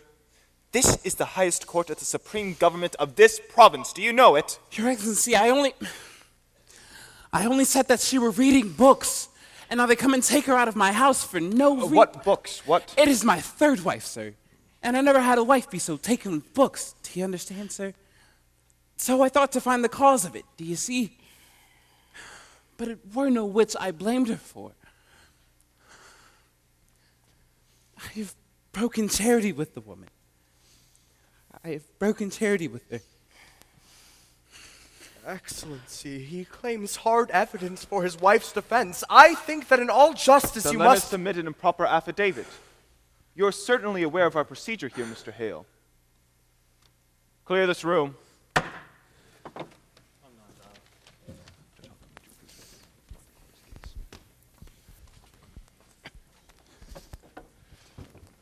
We are desperate, sir. We come here 3 days now and cannot be heard. Who is this man? Francis Nurse, Your Excellency. His wife's Rebecca that were condemned this morning. Indeed, I'm amazed to find you in such uproar. I've only good report of your character, Mr. Nurse. I think they must both be arrested in contempt, sir. Let you submit your plea, and in due time I will accept. We have proof for your eyes. God forbid you shut them to it. The girls, sir, the girls are frauds. What's what? We have proof of it, sir. They're all deceiving you. This is contempt, sir, contempt. Peace, Judge Hawthorne. Do you know who I am, Mr. Nurse? I surely do, sir. And I think you must be a wise judge to be what you are. And do you know that near to 400 are in the jails from Marblehead to Lynn and upon my signature? And 72 condemned to hang by that signature. Excellency, I never thought to say it to such a weighty judge, but you are deceived. Mary Warren, what are you about here? She would speak with the deputy governor. Did you not tell me Mary Warren were sick in bed?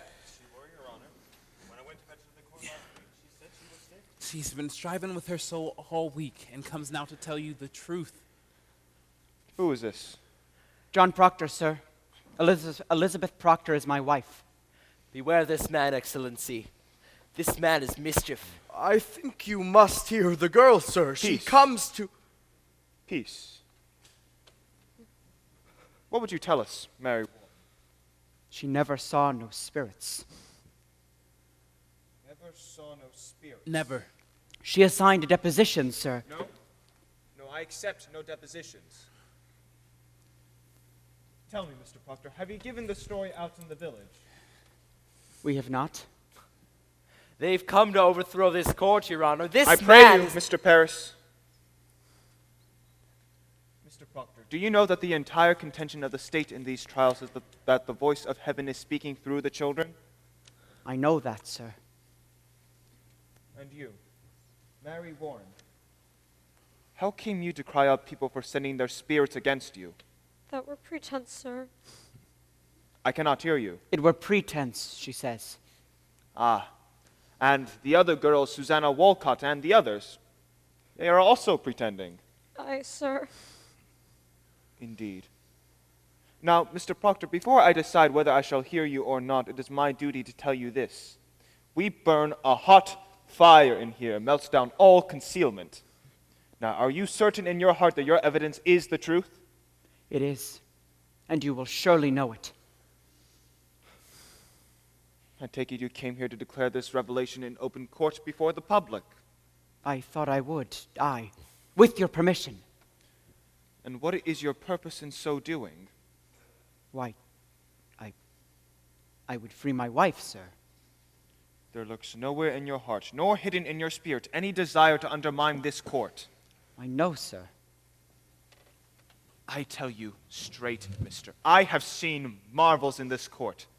I've seen people choked by spirits before my very eyes. I see them stuck by pins and slashed with daggers. I have, until this very moment, not the slightest reason to suspect that the children may be deceiving me.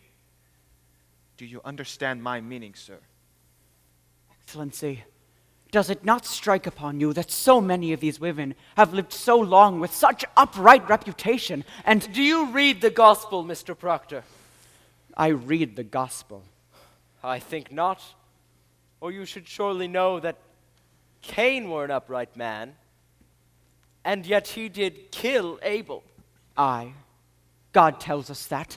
But who tells us Rebecca Nurse murdered 7 babies by sending her spirit out on them? It is the children only. And this one will swear that she lied to you. Judge Hawthorne. Aye, she's the one.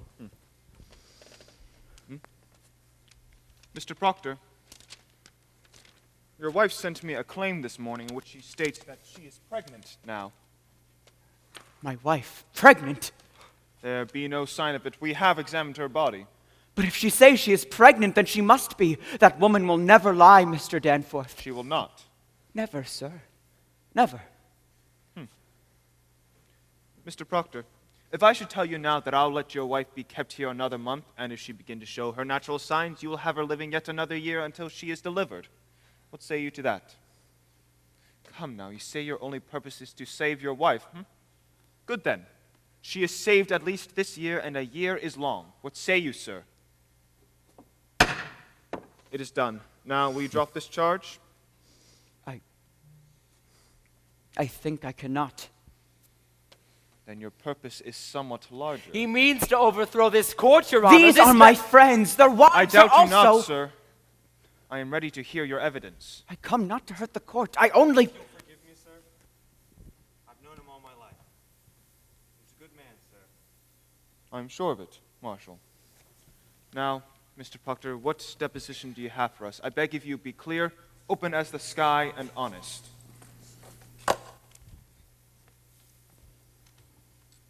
I am no lawyer, so... The pure in heart need no lawyers. Proceed as you will.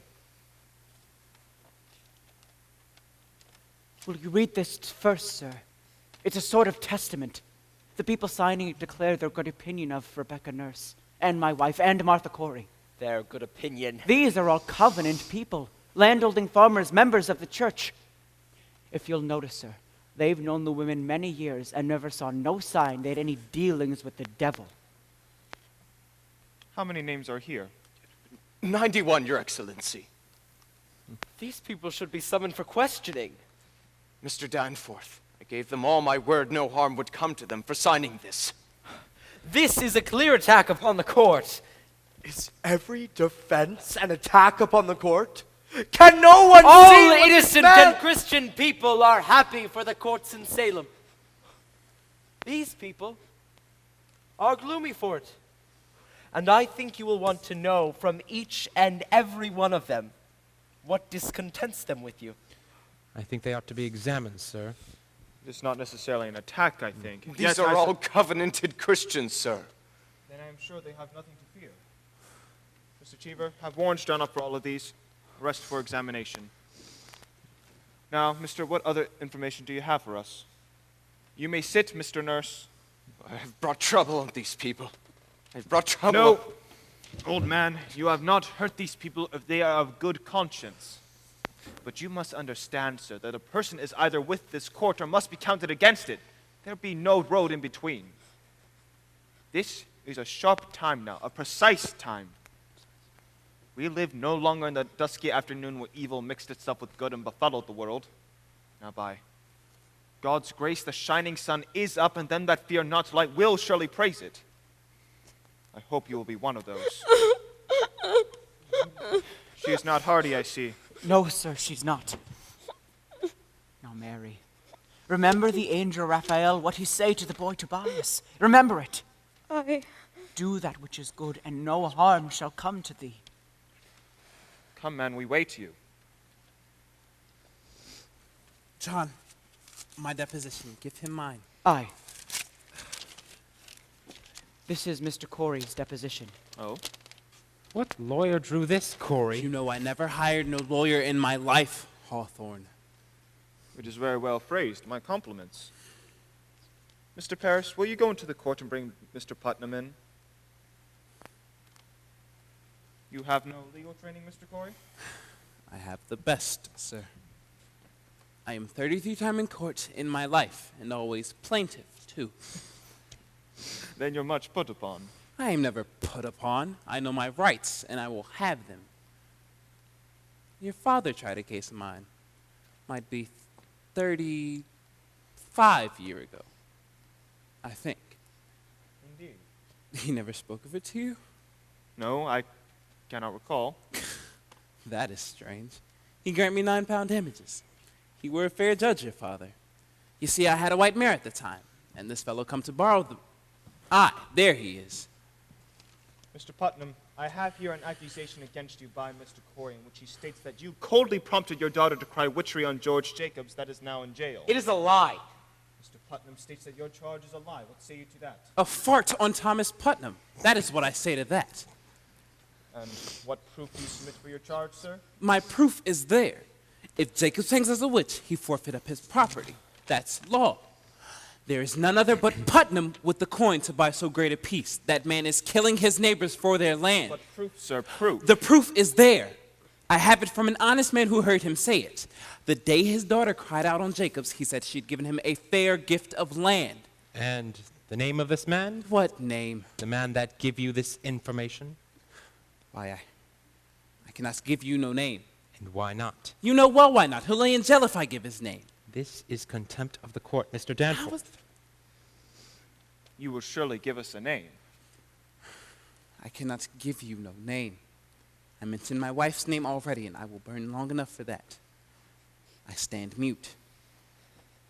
In that case, I have no choice but to arrest you for contempt of this court. Do you know it? This is a hearing. You cannot clap me for contempt of a hearing. Oh, it is a proper lawyer, then. Do you wish for me to declare this court in full session here, or will you give me good reply? I cannot give you no name, sir. I cannot. You are a foolish old man. Mr. Cheever, begin the record. Court is now in session. I ask you, Mr. Corey. Your Honor, he has the story in confidence, sir, and he has The given... devil lives on such confidences. Without confidences, there could be no conspiracy, Your Honor. I think it must be broken, sir. Old man, if your informant speaks the truth, let him come here openly like a decent man. But if he hides in anonymity, I must know why. Now, sir, the government and Central Church demand of you the name of him who reported Thomas Putnam a common murderer. Excellency. Mr. Hale. We cannot blink it more. There is a prodigious fear of this court in the country. Then there is a prodigious guilt in the country. Are you afraid to be questioned here? I may only fear the Lord, sir, but there is fear in the country nevertheless. Reproach me not with the fear in the country. There is a fear in the country because there is a moving plot to topple Christ in the country. But it does not follow that everyone accused is part of it. No uncorrupted man may fear this court. None. Mr. Corey, you are under arrest for contempt of this court. Now sit you down and take counsel with yourself, or you'll be set in the jail until you decide to answer all questions. No. Giles! I'll cut your throat, Putnam. I'll kill you yet. Peace, Giles, peace! We'll prove ourselves now, we will. Say nothing more, John. He means to hang us all. This is a court of law, mister. I'll have no effrontery here. Forgive him, sir, for his old age. Peace, Giles. We'll prove it all now. No, you cannot weep, Mary. Remember the angel, what he say to the boy. Hold to it now. There is your rock.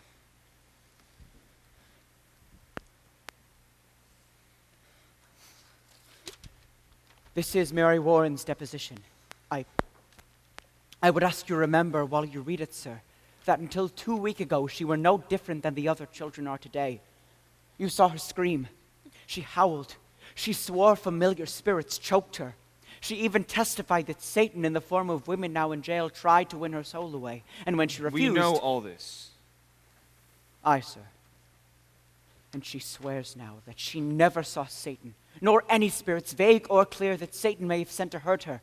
And she declares that her friends are lying now. Excellency, a moment. I think this goes to the heart of the matter, sir. It surely does. I cannot say he is an honest man. I know him little. But in all justice, sir, a claim so weighty cannot be argued by a farmer.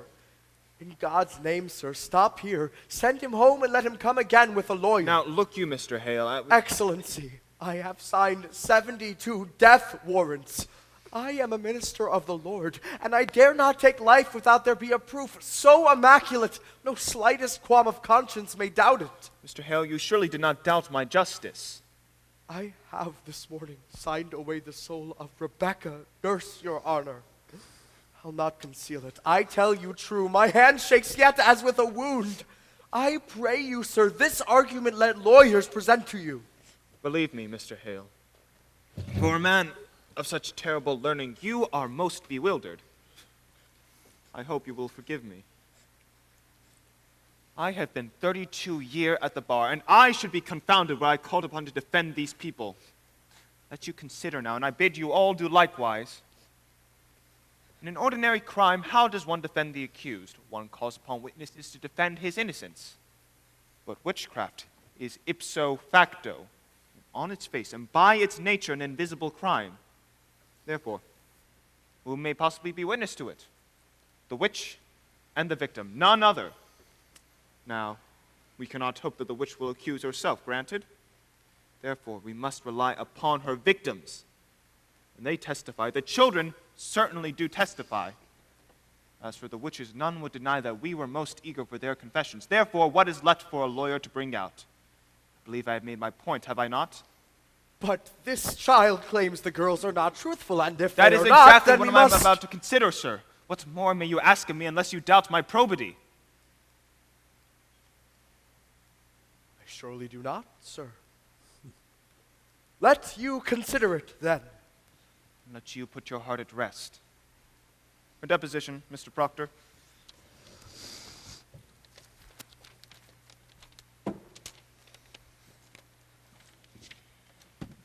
I should like to question... Mr. Paris, I bid you to be silent. Mr. Proctor, sit you down, and you sit there. Mr. Cheever, will you go into the court to bring the children in?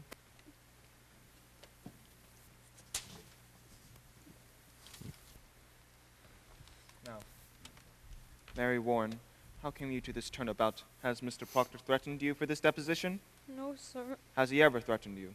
No, sir. Has he threatened you? No, sir. Then you tell me that you sat in my court, callously lying when you knew that people would hang by your evidence. Answer me. I did, sir. How were you instructed in your life? Do you not know that God damns all liars? Or is it now that you lie? No, sir. I am with God now. You are with God now. Aye, sir. I will tell you this. You are either lying to me now or you are lying in the court, and in either case, you have committed perjury and will go to jail for it. You cannot lightly say that you lied, Mary. Do you know it? I cannot lie no more. I am with God. I am with God. Ruth Putnam's not in the court, sir, These nor will be the other children. These will be sufficient. Sit you down, children.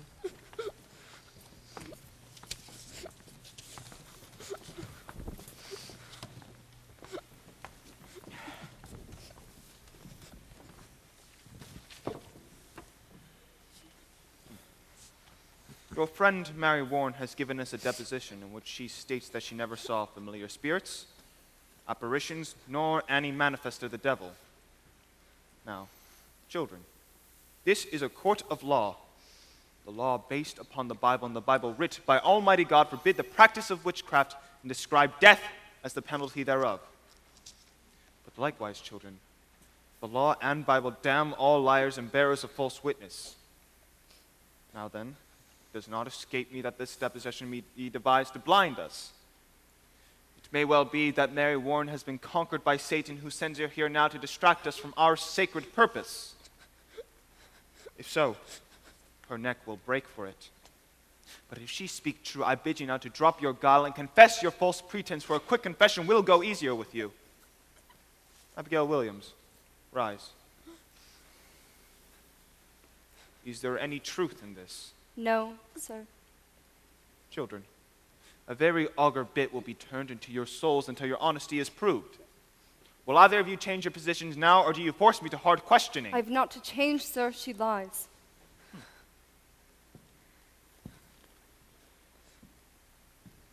You will still go on with this? Aye, sir. A puppet were discovered in Mr. Proctor's house, stabbed by a needle.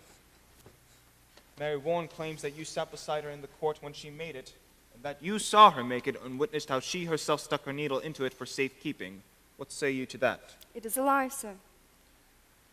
When you worked for Mr. Proctor, did you see puppets in that house? Goody Proctor always kept puppets. Your Honor, my wife never kept no poppets. Mary Warren confesses it were her poppet. Your Excellency, Mr. Cheever. when I spoke with Goody Proctor, she said she never kept no puppets. But she said she did keep puppets when she were a girl. She has not been a girl these 16 years, Your Honor. But a puppet will keep 15 years, will it not? It will keep if it is kept. But Mary Warren swears she never saw no puppets in my house, nor anyone else. Why could there not have been puppets hid where no one ever saw them? There might also be 2 golden candlesticks in my house, but no one ever saw them. We are here, Your Honor, precisely to discover what no one has ever seen. Your Honor, what profit Mary Warren to turn herself about? What may she gain but hard questioning and worse? You are charging Abigail Williams with a marvelous cool plot to murder. Do you know it? I do, sir. I believe she means to murder. This child would murder your wife. It is not a child, sir. Now hear me, sir. In the sight of the congregation, she has been twice this year put out of this meeting house for laughter during prayer. What is this laughter during prayer? Excellency, Do you deny it, Mr. Paris? I do believe it happened once. She is sometimes silly, but she is solemn now. She is solemn now and goes to hang people. Quiet, man. Surely it'd have no bearing on the question, sir. He charges contemplation of murder. Aye. Still, it strike hard upon me that she would laugh during prayer. Continue, Mr. Proctor. Mary, now tell the governor how you danced in the woods. Your Honor, since I come to Salem, this In man a moment, has sir. been... What is this dancing? Mr. Proctor! Abigail leads the girls to the woods, Your Honor, and they have danced there naked. Your Honor, Mr. Paris discovered them there in the dead of night. There's the child she is. Mr. Paris. I can only say, sir, that I never saw any of them naked. You discovered them dancing in the wood. Abigail? Excellency, when I first arrived from Beverly, Mr. Paris told me that. Do you deny it, Mr. Paris? I do not, sir, but I never saw any of them naked, and this but she man had danced. Aye, sir? Excellency, will you permit me? Pray proceed. You say you never saw no spirits, Mary Warren, were never threatened or afflicted by any manifest of the devil or the devil's agents? No, sir. And yet, when people accused of witchery confronted you in court, you would faint, saying their spirits came out of their bodies and choked you. But pretense, sir. I cannot hear you. Pretense, sir. But you did turn cold, did you not? I myself picked you up many times, and your skin were icy. Your Honor, this... I saw that many times. She only pretended to faint, Your Excellency. They're all marvelous pretenders. Then can she pretend to faint now? Now? Why not? Now there are no spirits attacking her, for none in this room is accused of witchcraft. So let her turn herself cold now. Let her pretend she is attacked now. Let her faint. Faint! Faint? I faint. Prove to us how you pretended so many times in the courtroom. I cannot faint now, sir. Can you not pretend it? I have no sense of it now. Why? What is lacking now? I cannot tell, sir. Could it be here we have no afflicting spirits loose, but in the court there were some? I never saw no spirits. Then see no spirits now and prove to us that you can faint by your own will, as you claim. I cannot do it. Then you will confess, will you not? Attacking spirits made you to faint. No, sir. Mr. Danforth, this is a trick to blind the court. It's not a trick. I used to faint because I thought I saw spirits. Thought you saw them. But I did not, Your Honor. How could you think you saw them unless you saw them? I cannot tell how, but I did. I heard the other girls screaming, and you, Your Honor, you seemed to believe them, and they were only sport in the beginning, sir, but then the whole world cried, spirits, spirits, and I promise you, Mr. Danforth, I only thought I saw them, but I did not.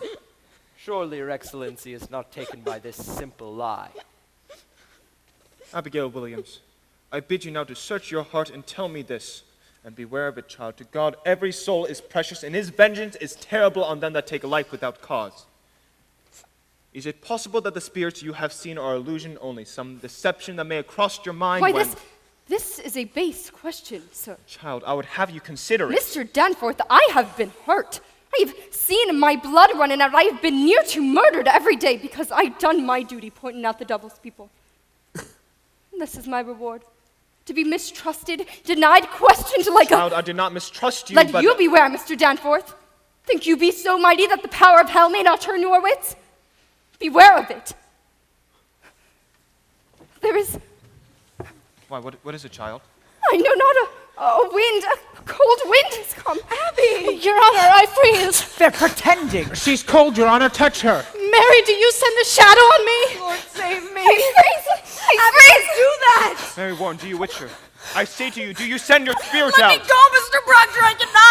Oh, Heavenly Father, take away the shadow! Whore! How do you dare call heaven? Man, what do It you... is a whore! Now, here, you charge! Mr. Danforth, he is lying! Mark her now, she'll suck a string to stab me with. You will prove this, and this will not pass! I have known her, sir!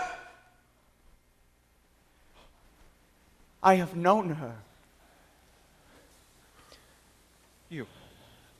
You are a lecher. John, you cannot. No, Francis. It is true. It is true. She will deny it, but you will believe me, sir. A man cannot cast away his good name. Surely you know that.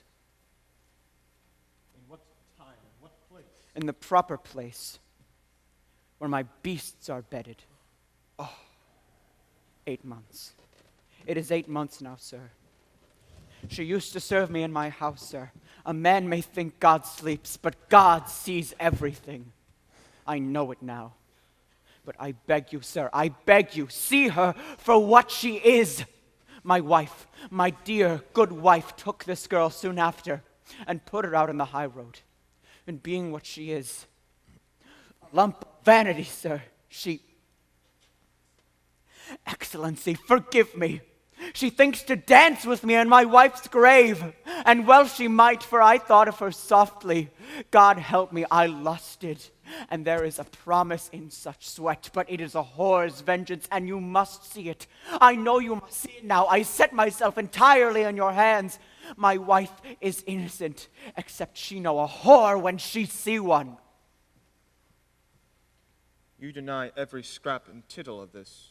If I must answer that, sir, I will leave and I will not come back again. She does not deny it, Mr. Danforth. She does not You deny will it. remain where you are. Sit you down. Mr. Paris, go into the court and bring good wife Proctor here. Mr. Paris, tell her not one word of what has been spoken here, and let you knock before you enter. Now, we will touch the bottom of this swamp. Your wife, you say, is an honest woman? In her life, sir, she has never lied. There are them that cannot sing and them that cannot weep. My wife cannot lie. And when she put this girl out of your house, she put her out for a harlot. Aye, sir. And knew her for a harlot. She knew her for a harlot. Good then. And if she tell me, child, it were for harlotry, may God spread his mercy on you. Hold! Turn your back. Turn your back. You do likewise.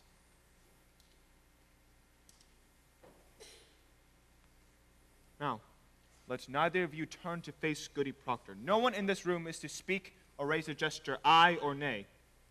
Enter. Mr. Cheever, report this testimony in full exactness. Are you ready? Ready, sir. Come here, woman.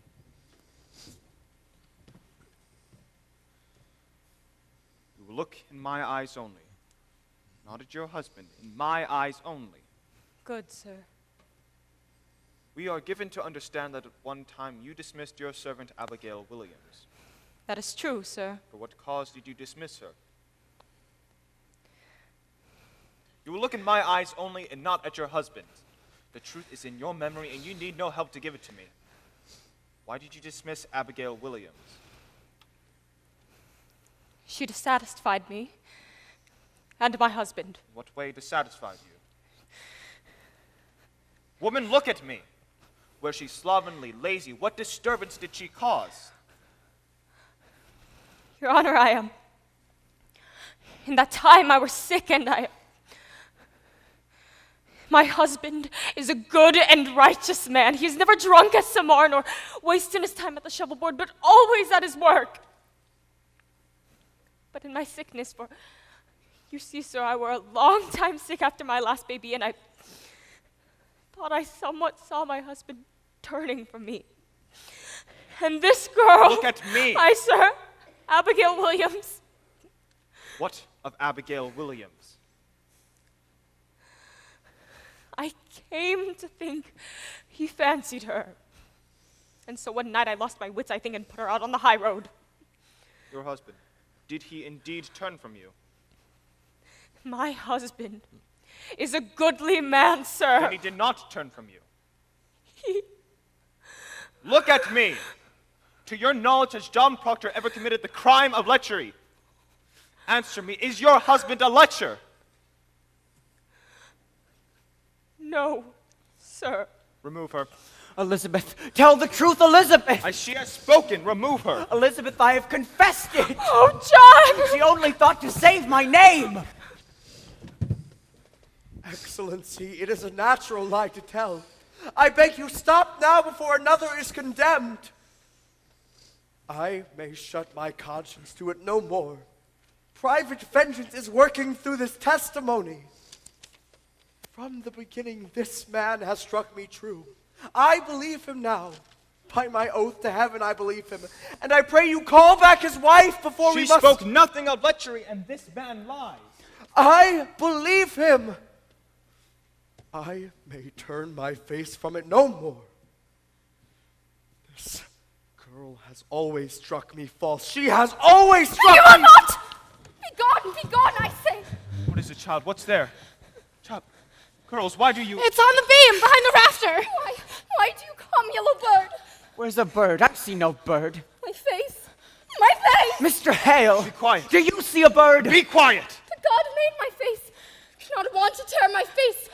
Envy is a deadly sin, Mary. Abby! Oh, Mary, this is a black art to change your shape. No, I cannot.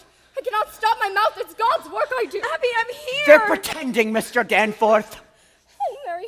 Mary, please don't come down. Lies! Lies! Mary, please don't hurt me. I'm not hurting her! Why does she see this vision? You cannot believe She them. sees nothing! She sees nothing. Abby, you mustn't. Abby, you mustn't. I'm here! I'm here! Mary Warren, draw back your spirit out of them. Mr. Danforth! You have seen the devil. You have made compact with Lucifer. Never! Why can they only repeat you? Give me a whip, I'll stop it. Sporting! Abby, stop it! Abby, stop it. Stop it! Stop it. Stop it! A little while ago you were afflicted. Now it seems you afflict others. Where did you find this power? I have no power. I have no power. They're gulling you, mister! Why, you turned about these past 2 weeks. You have seen the devil, have you not? Mary, goddamns all liars. You have seen the devil. You have made compact with Lucifer, have you not? Goddamns liars, Mary. I cannot hear you. What do you say? You will confess yourself or you will hang! Do you know who I am? You will hang if you do not open with me! Mary, remember the angel. Do that which is good and no harm. Her wings are spreading! Mary, please don't! She's going to come down. She's walking the beam! She's coming down! Look out! Mary, tell the governor! Don't touch me! Mary! You are the devil's man! Praise God! I will not hang with you! I love God! I love God! He bids you to do the devil's work. He come at me by night and every day to sign! To sign what? The devil's book? He come with a book? My name! He want my name! I'll murder you, he says, if my wife hangs. We must go and overthrow the court, he says! Mr. Hale, please! He waked me every night. His eyes were like coals, and his fingers claw my neck. And I sighed. Excellency, the child's Mary! gone No, wild. Mary! Oh God, I tell you, I know more! Oh God, I bless God! Abby, I'll never hurt you more! What are you? You are combined with Antichrist, are you not? I have seen your power, mister. You will not deny it. This is not witchcraft. These girls are frauds. You condemn an honest man. I will have nothing from you, Mr. Hale. Will you confess yourself befouled with hell, or do you keep that black allegiance yet? What say you? I say, God is dead. Hear it! Hear it! A fire is burning. I hear the boot of Lucifer. I see his filthy face, and it is my face, and yours, Danforth, for them that quail to bring men out of ignorance as I have quailed, and as you quail now, when you know in all your black hearts that this be fraud. God damns our kind especially, and we will burn. We will burn together! Marshal, take him and Corey with him to the jail. I denounce these proceedings. I quit this court! You are pulling heaven down and raising up a whore! Mr. Hale! Mr. Hale!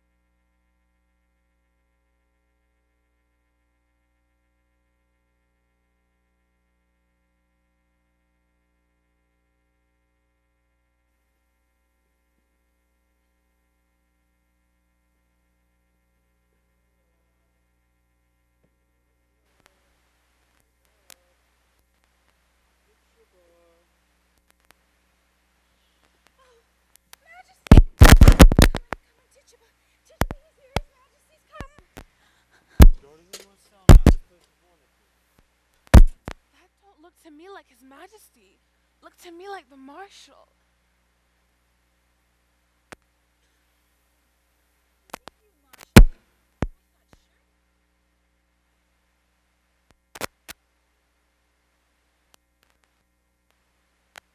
Going to Barbados. Soon as the devil gets here with his feathers on the wings.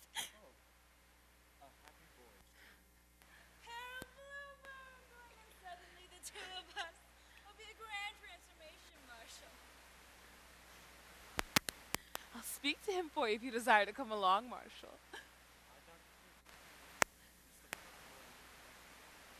Oh, I didn't know Hale in Barbados. Devil, and be the pleasure man in Barbados, and be singing and dancing in Barbados. You folks, you rouse him up around here. It'd be so cold around here for that old boy. He frees his soul in Massachusetts, but in Barbados, he'd be just as sweet and nice and... Yes, sir! Sarah, that's him! I'm here, Majesty!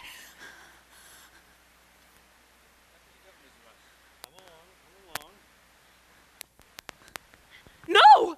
He coming for me! I'm going home! Take me home, Devil! Take me home! You tell him I'm going, Crucible! You tell him Sarah's going too!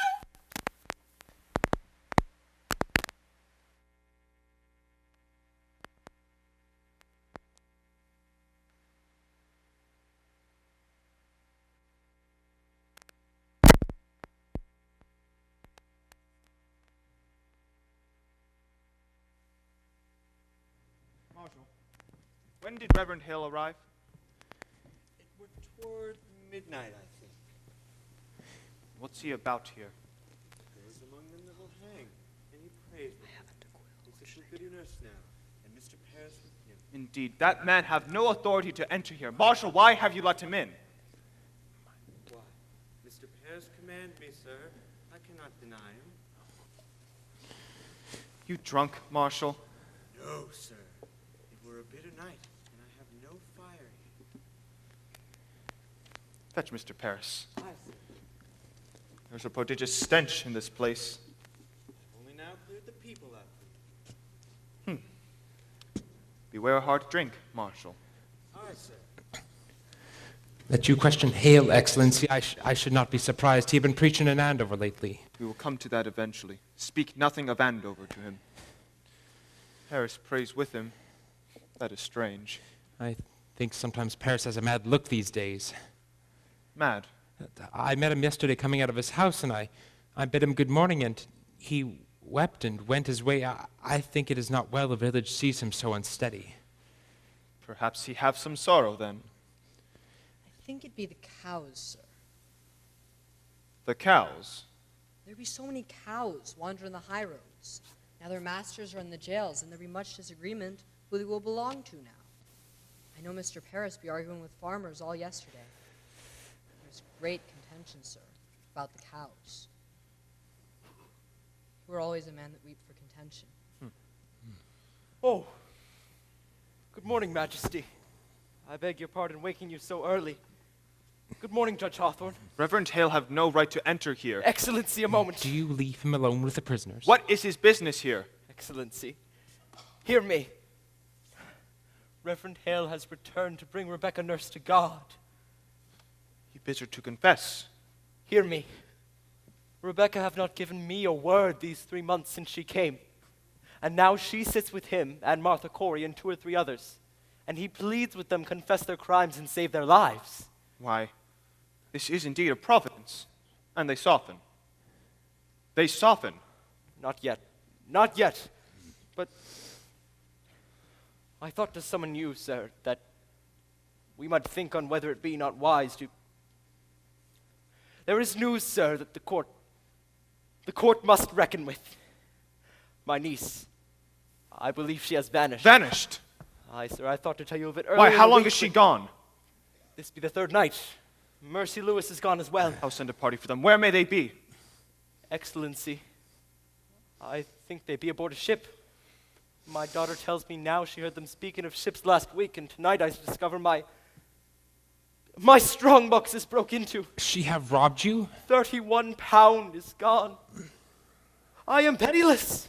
Mr. Paris, you are a brainless man. Excellency, it profit nothing. You should blame me. I cannot think they will run off except they fear to keep in Salem anymore. Since the news of Andover has broken Andover here, is remedied. The court returns there on Friday and will resume examinations. I am sure of it, sir. But the rumor here speaks rebellion in Andover. There is no rebellion in Andover. I tell you what is said here, sir. Andover have thrown out the court, they say, and will have no part of witchcraft. There be a faction here feeding on that news, and I tell you true, sir. I fear there will be riot. Riot? Why at every execution I have seen naught but high satisfaction in the town. Judge Hawthorne, it were another sort that hanged till now. Rebecca Nurse is no Bridget that lived 3 years with Bishop before she married him. John Proctor is not Isaac Ward that drank his family to ruin.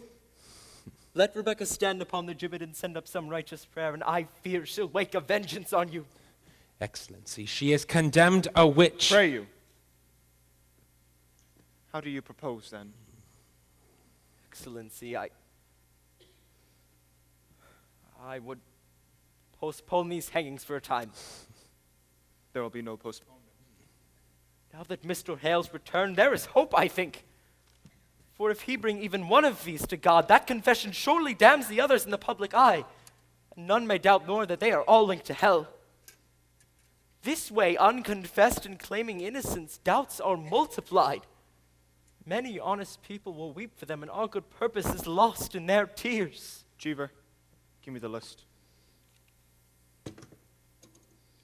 Excellency, it cannot be forgot that when I summoned the community for John Proctor's excommunication, there were hardly 30 people come to hear it. That speak of discontent, I think, and there will be no postponement. Excellency, now, you... Sir, which of these, in your opinion, may be brought to God? I myself will strive with him till dawn. There is not sufficient time till dawn. I shall do my utmost then. Now, which of them do you have hope for? Excellency, a dagger. What do you say? Tonight, when I opened my door to leave my house, a dagger clattered to the ground. You cannot hang this sort. There is danger from me. I dare not step outside at night. Accept my congratulations, Mr. Hale. I'm glad to see you return to your good work. You must pardon them. They will not budge. You misunderstand, sir. I cannot pardon these when 12. 12 are already executed for the same crime. It is not just. Rebecca will not confess. The sun will rise in a few minutes. Excellency, I must have now more hear time. me, and beguile yourselves no more. I will not accept a single plea for pardon or postponement. Them that will not confess will hang. 12 are already executed. The names of these 7 are given out, and the village expects to see them die at dawn. Postponement now speaks of floundering on my part. Reprieve or pardon must cast doubt upon the guilt of them that have died till now. While I speak God's law, I will not crack its voice with whimpering. And if retaliation is your fear, know you this. I should hang 10,000 that dare to rise up against the law, and an ocean of salt tears cannot melt the resolution of the statutes. Now, draw yourselves up like men and help me as you are bound by heaven to do. Have you spoken with them all, Mr. Hale? All but Proctor. He is in the dungeon. What's Proctor's way now? He sits like some great bird. You'd not know he lived except he'll take food from time to time. His wife. His wife must be well on with child now. She is, sir. What think you, Mr. Paris? You have deeper knowledge of this man. Might her presence soften him? It is possible, sir. Ye have not seen her these 3 months. I should summon her. Is he yet adamant? Has he struck at you again? He cannot, sir. He's chained to the wall now. Huh. Fetch Goody Proctor to me, and then let you bring him up. Aye, sir.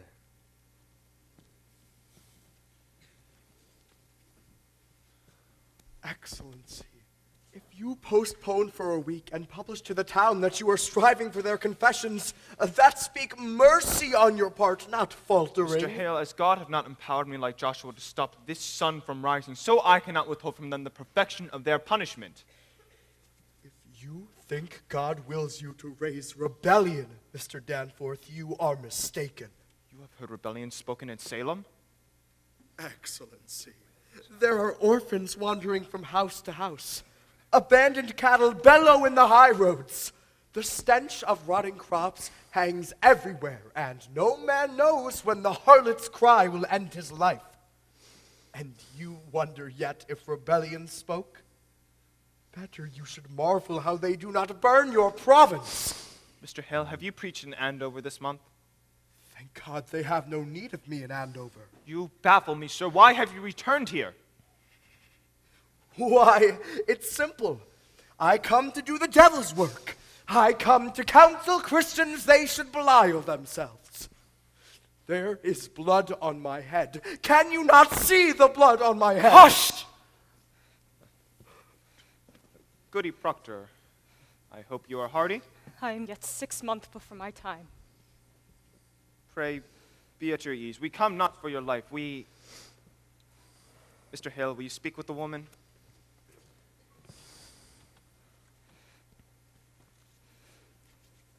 Goody Proctor, your husband is marked to hang this morning. I have heard it. You know, do you not, Goody Proctor, that I have no connection with the court? I come of my own, Goody Proctor. I would save your husband's life, or if he is taken, I count myself his murderer. What do you want of me? Goody Proctor, I have gone this 3 month out like our Lord into the wilderness. I have sought a Christian way, for damnation's doubled on a minister who counsels men to lie. It is no lie. You cannot speak of lies. It is a lie. They are innocent. No more, no more. I'll hear no more of that. Let you not mistake your duty as I mistook my own. I came into this village like a bridegroom to his beloved, bearing gifts of high religion. The very crowns of holy law I brought, and what I touched with my bright confidence, it died. And where I turned the eye of my great faith, blood flowed up. Beware, Goody Proctor. Cleave to no faith when faith brings blood. It is mistaken law that leads you to sacrifice. Life, woman. Life is God's most precious gift. No principle, however glorious, may justify the taking of it. I beg you, woman, prevail upon your husband to confess. Let him give his lie. Quail not before God's judgment in this, for it may well be that God damns a liar less than he that throws his life away for pride. Will you plead with him? I cannot think he will listen to another. I think that be the devil's argument.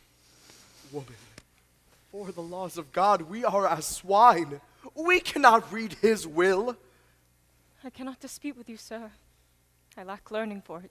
Goody Proctor, you are not summoned here for disputation. Be there no wifely tenderness within you, he will die with the sunrise. Your husband. Do you understand it? Will you contend with him? Are you a stone? I tell you true, woman, had I no other evidence of your unnatural life, your dry eyes now would be sufficient evidence that you have delivered your soul up to hell. A very ape would weep at such calamity. Hath the devil dried up any tear of pity in you? Remove her. It's profit nothing she's to speak to him. Let me speak with him, Excellency. You'll strive with him? Will you plead for his confession or will you not? I promise nothing. Let me speak with him.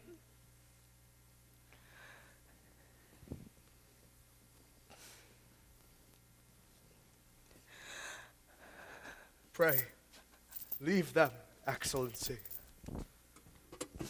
Mr. Proctor, you have been notified, have you not? I see light in the sky, mister. Let you counsel with your wife, and may God help you turn your back on hell.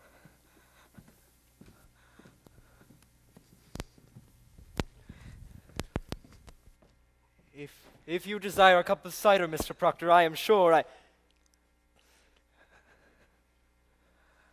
God lead you now.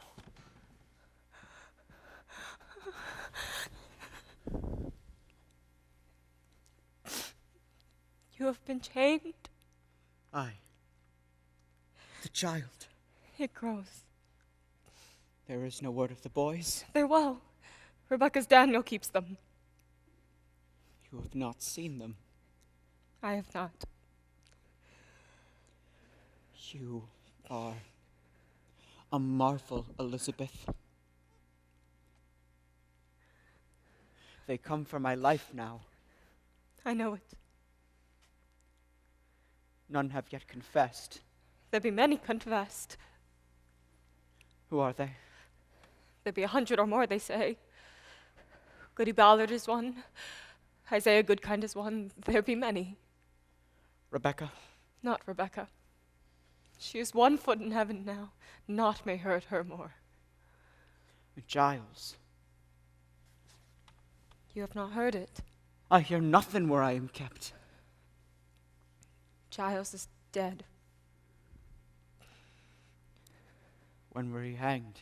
He were not hanged. He would not answer iron aid to his indictment, for if he denied the charge, they'd hang him surely and auction out his property. And so he stand mute and died Christian under the law. And so his sons will have his farm. It is the law, for he could not be condemned a wizard without he answer the indictment iron aid. Then, how does he die? They press him, John. Press? Great stones they lay upon his chest until he plead iron aid. They say he give them but 2 words. More weight, he said, and died. More weight. Aye, it were a fearsome man, Giles Corey.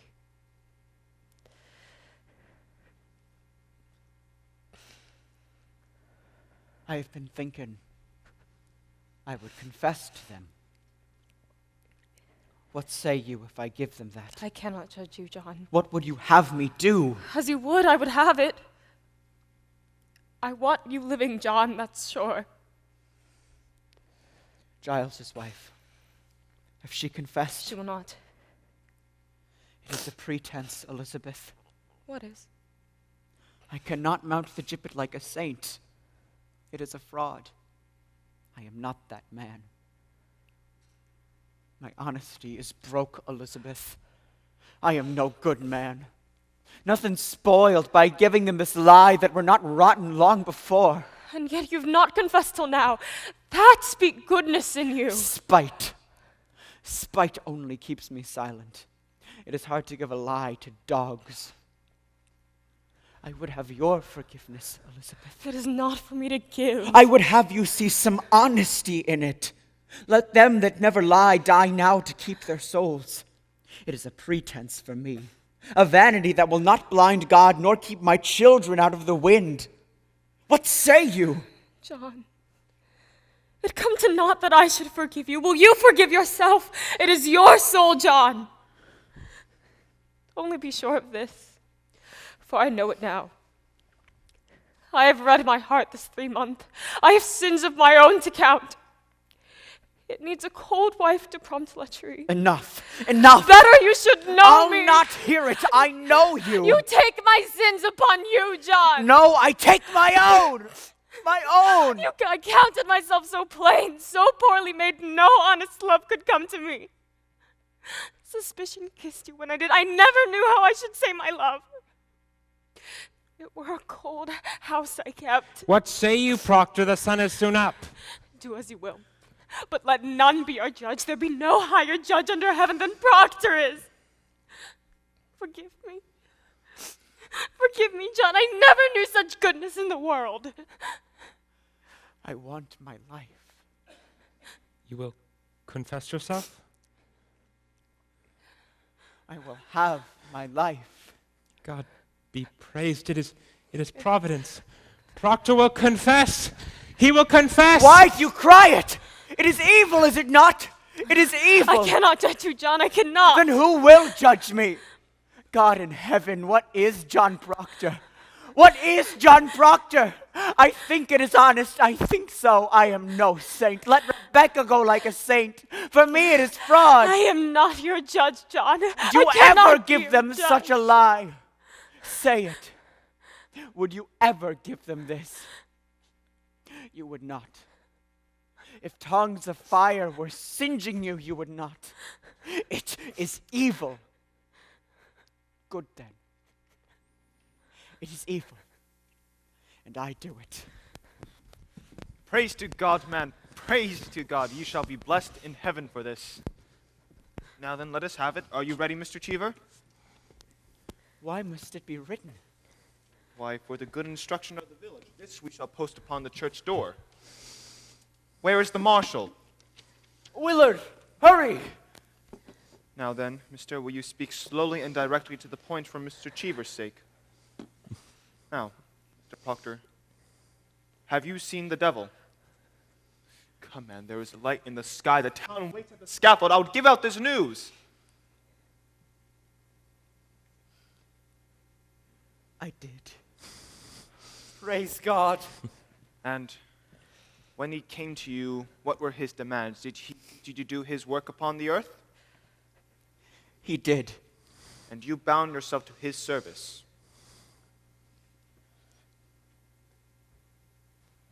Ah, Rebecca Nurse, come in.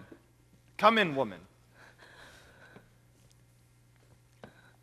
Oh, John, you are well then, eh?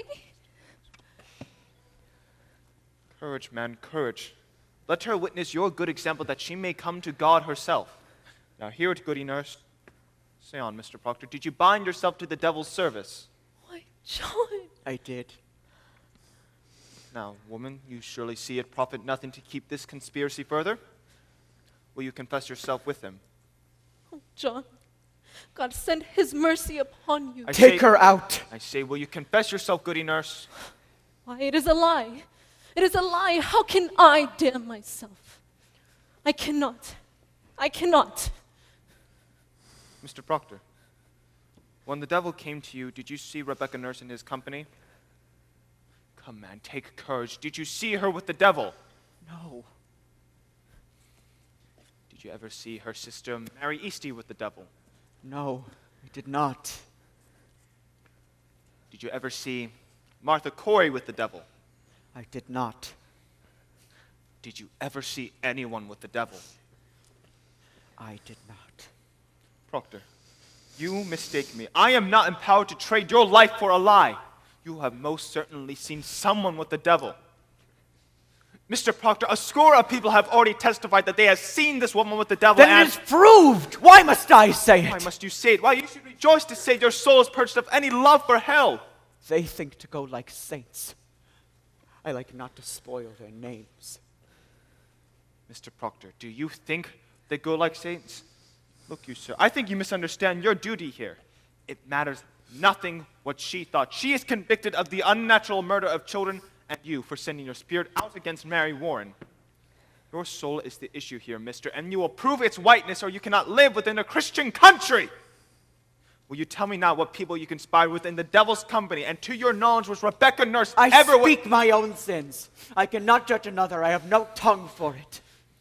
Excellency, it is enough he confess himself. Let him sign it. Let him sign it. It is a great service, sir. It is a weighty name. It will strike the village that he confess. I beg you, let him sign it. Come then, sign your testimony. Mr. Cheever, take it to him.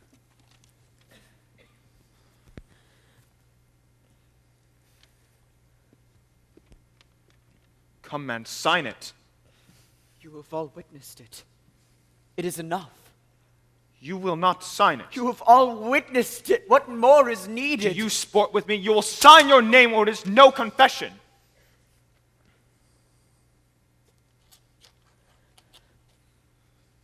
Your second name, man.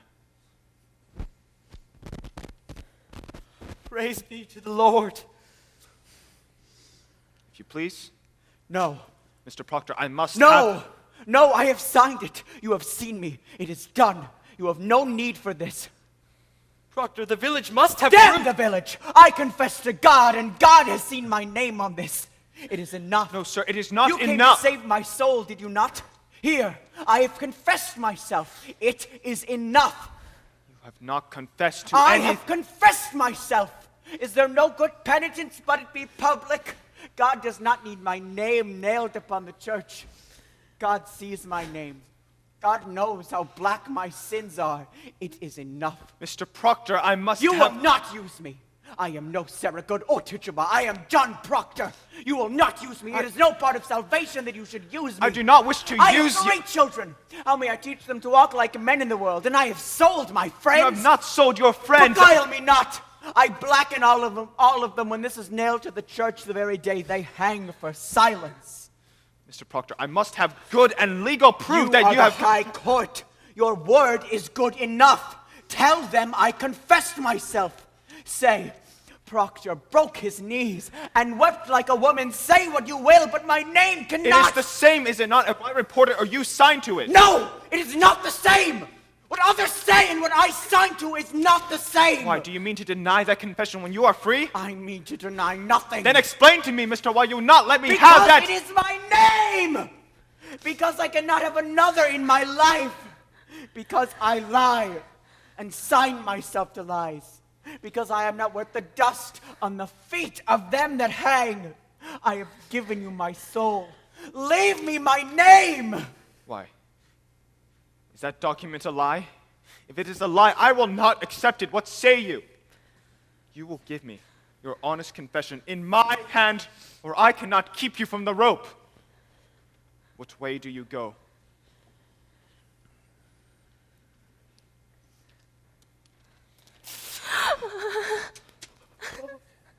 Marshal! Proctor! Proctor! Man, you will hang! You cannot! Pray God it speaks some goodness for me. Give them no tear. Show them a heart of stone. And sink them with it. But you fear nothing. There's another judgment awaits us all. Hang them high over the town. Whoever weeps for these weeps for corruption. Take them! Come, man.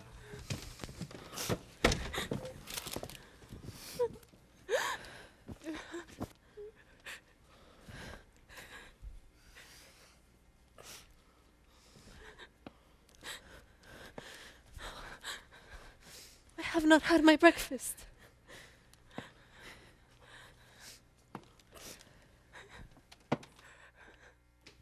Go to him, goody Proctor.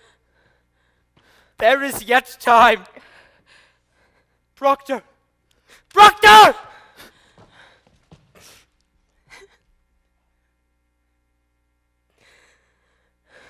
Woman, plead with him.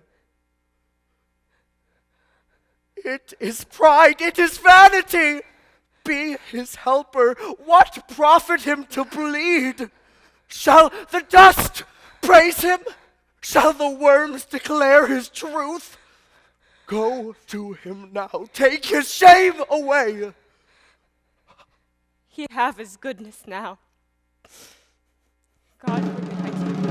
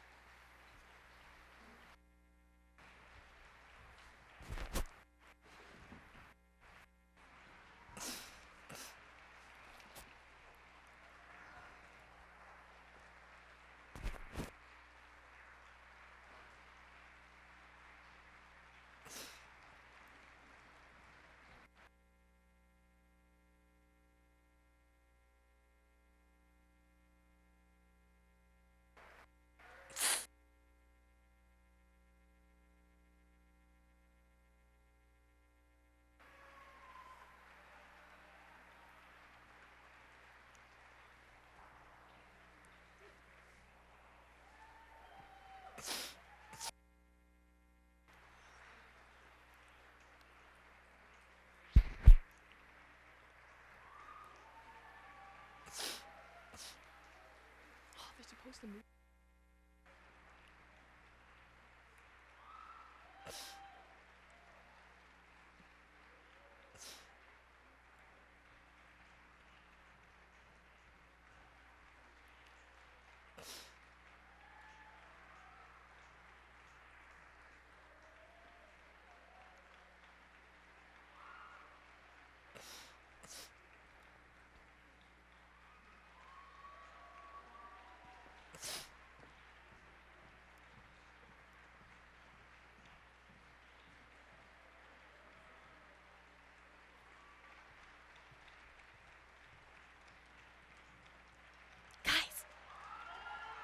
Layla.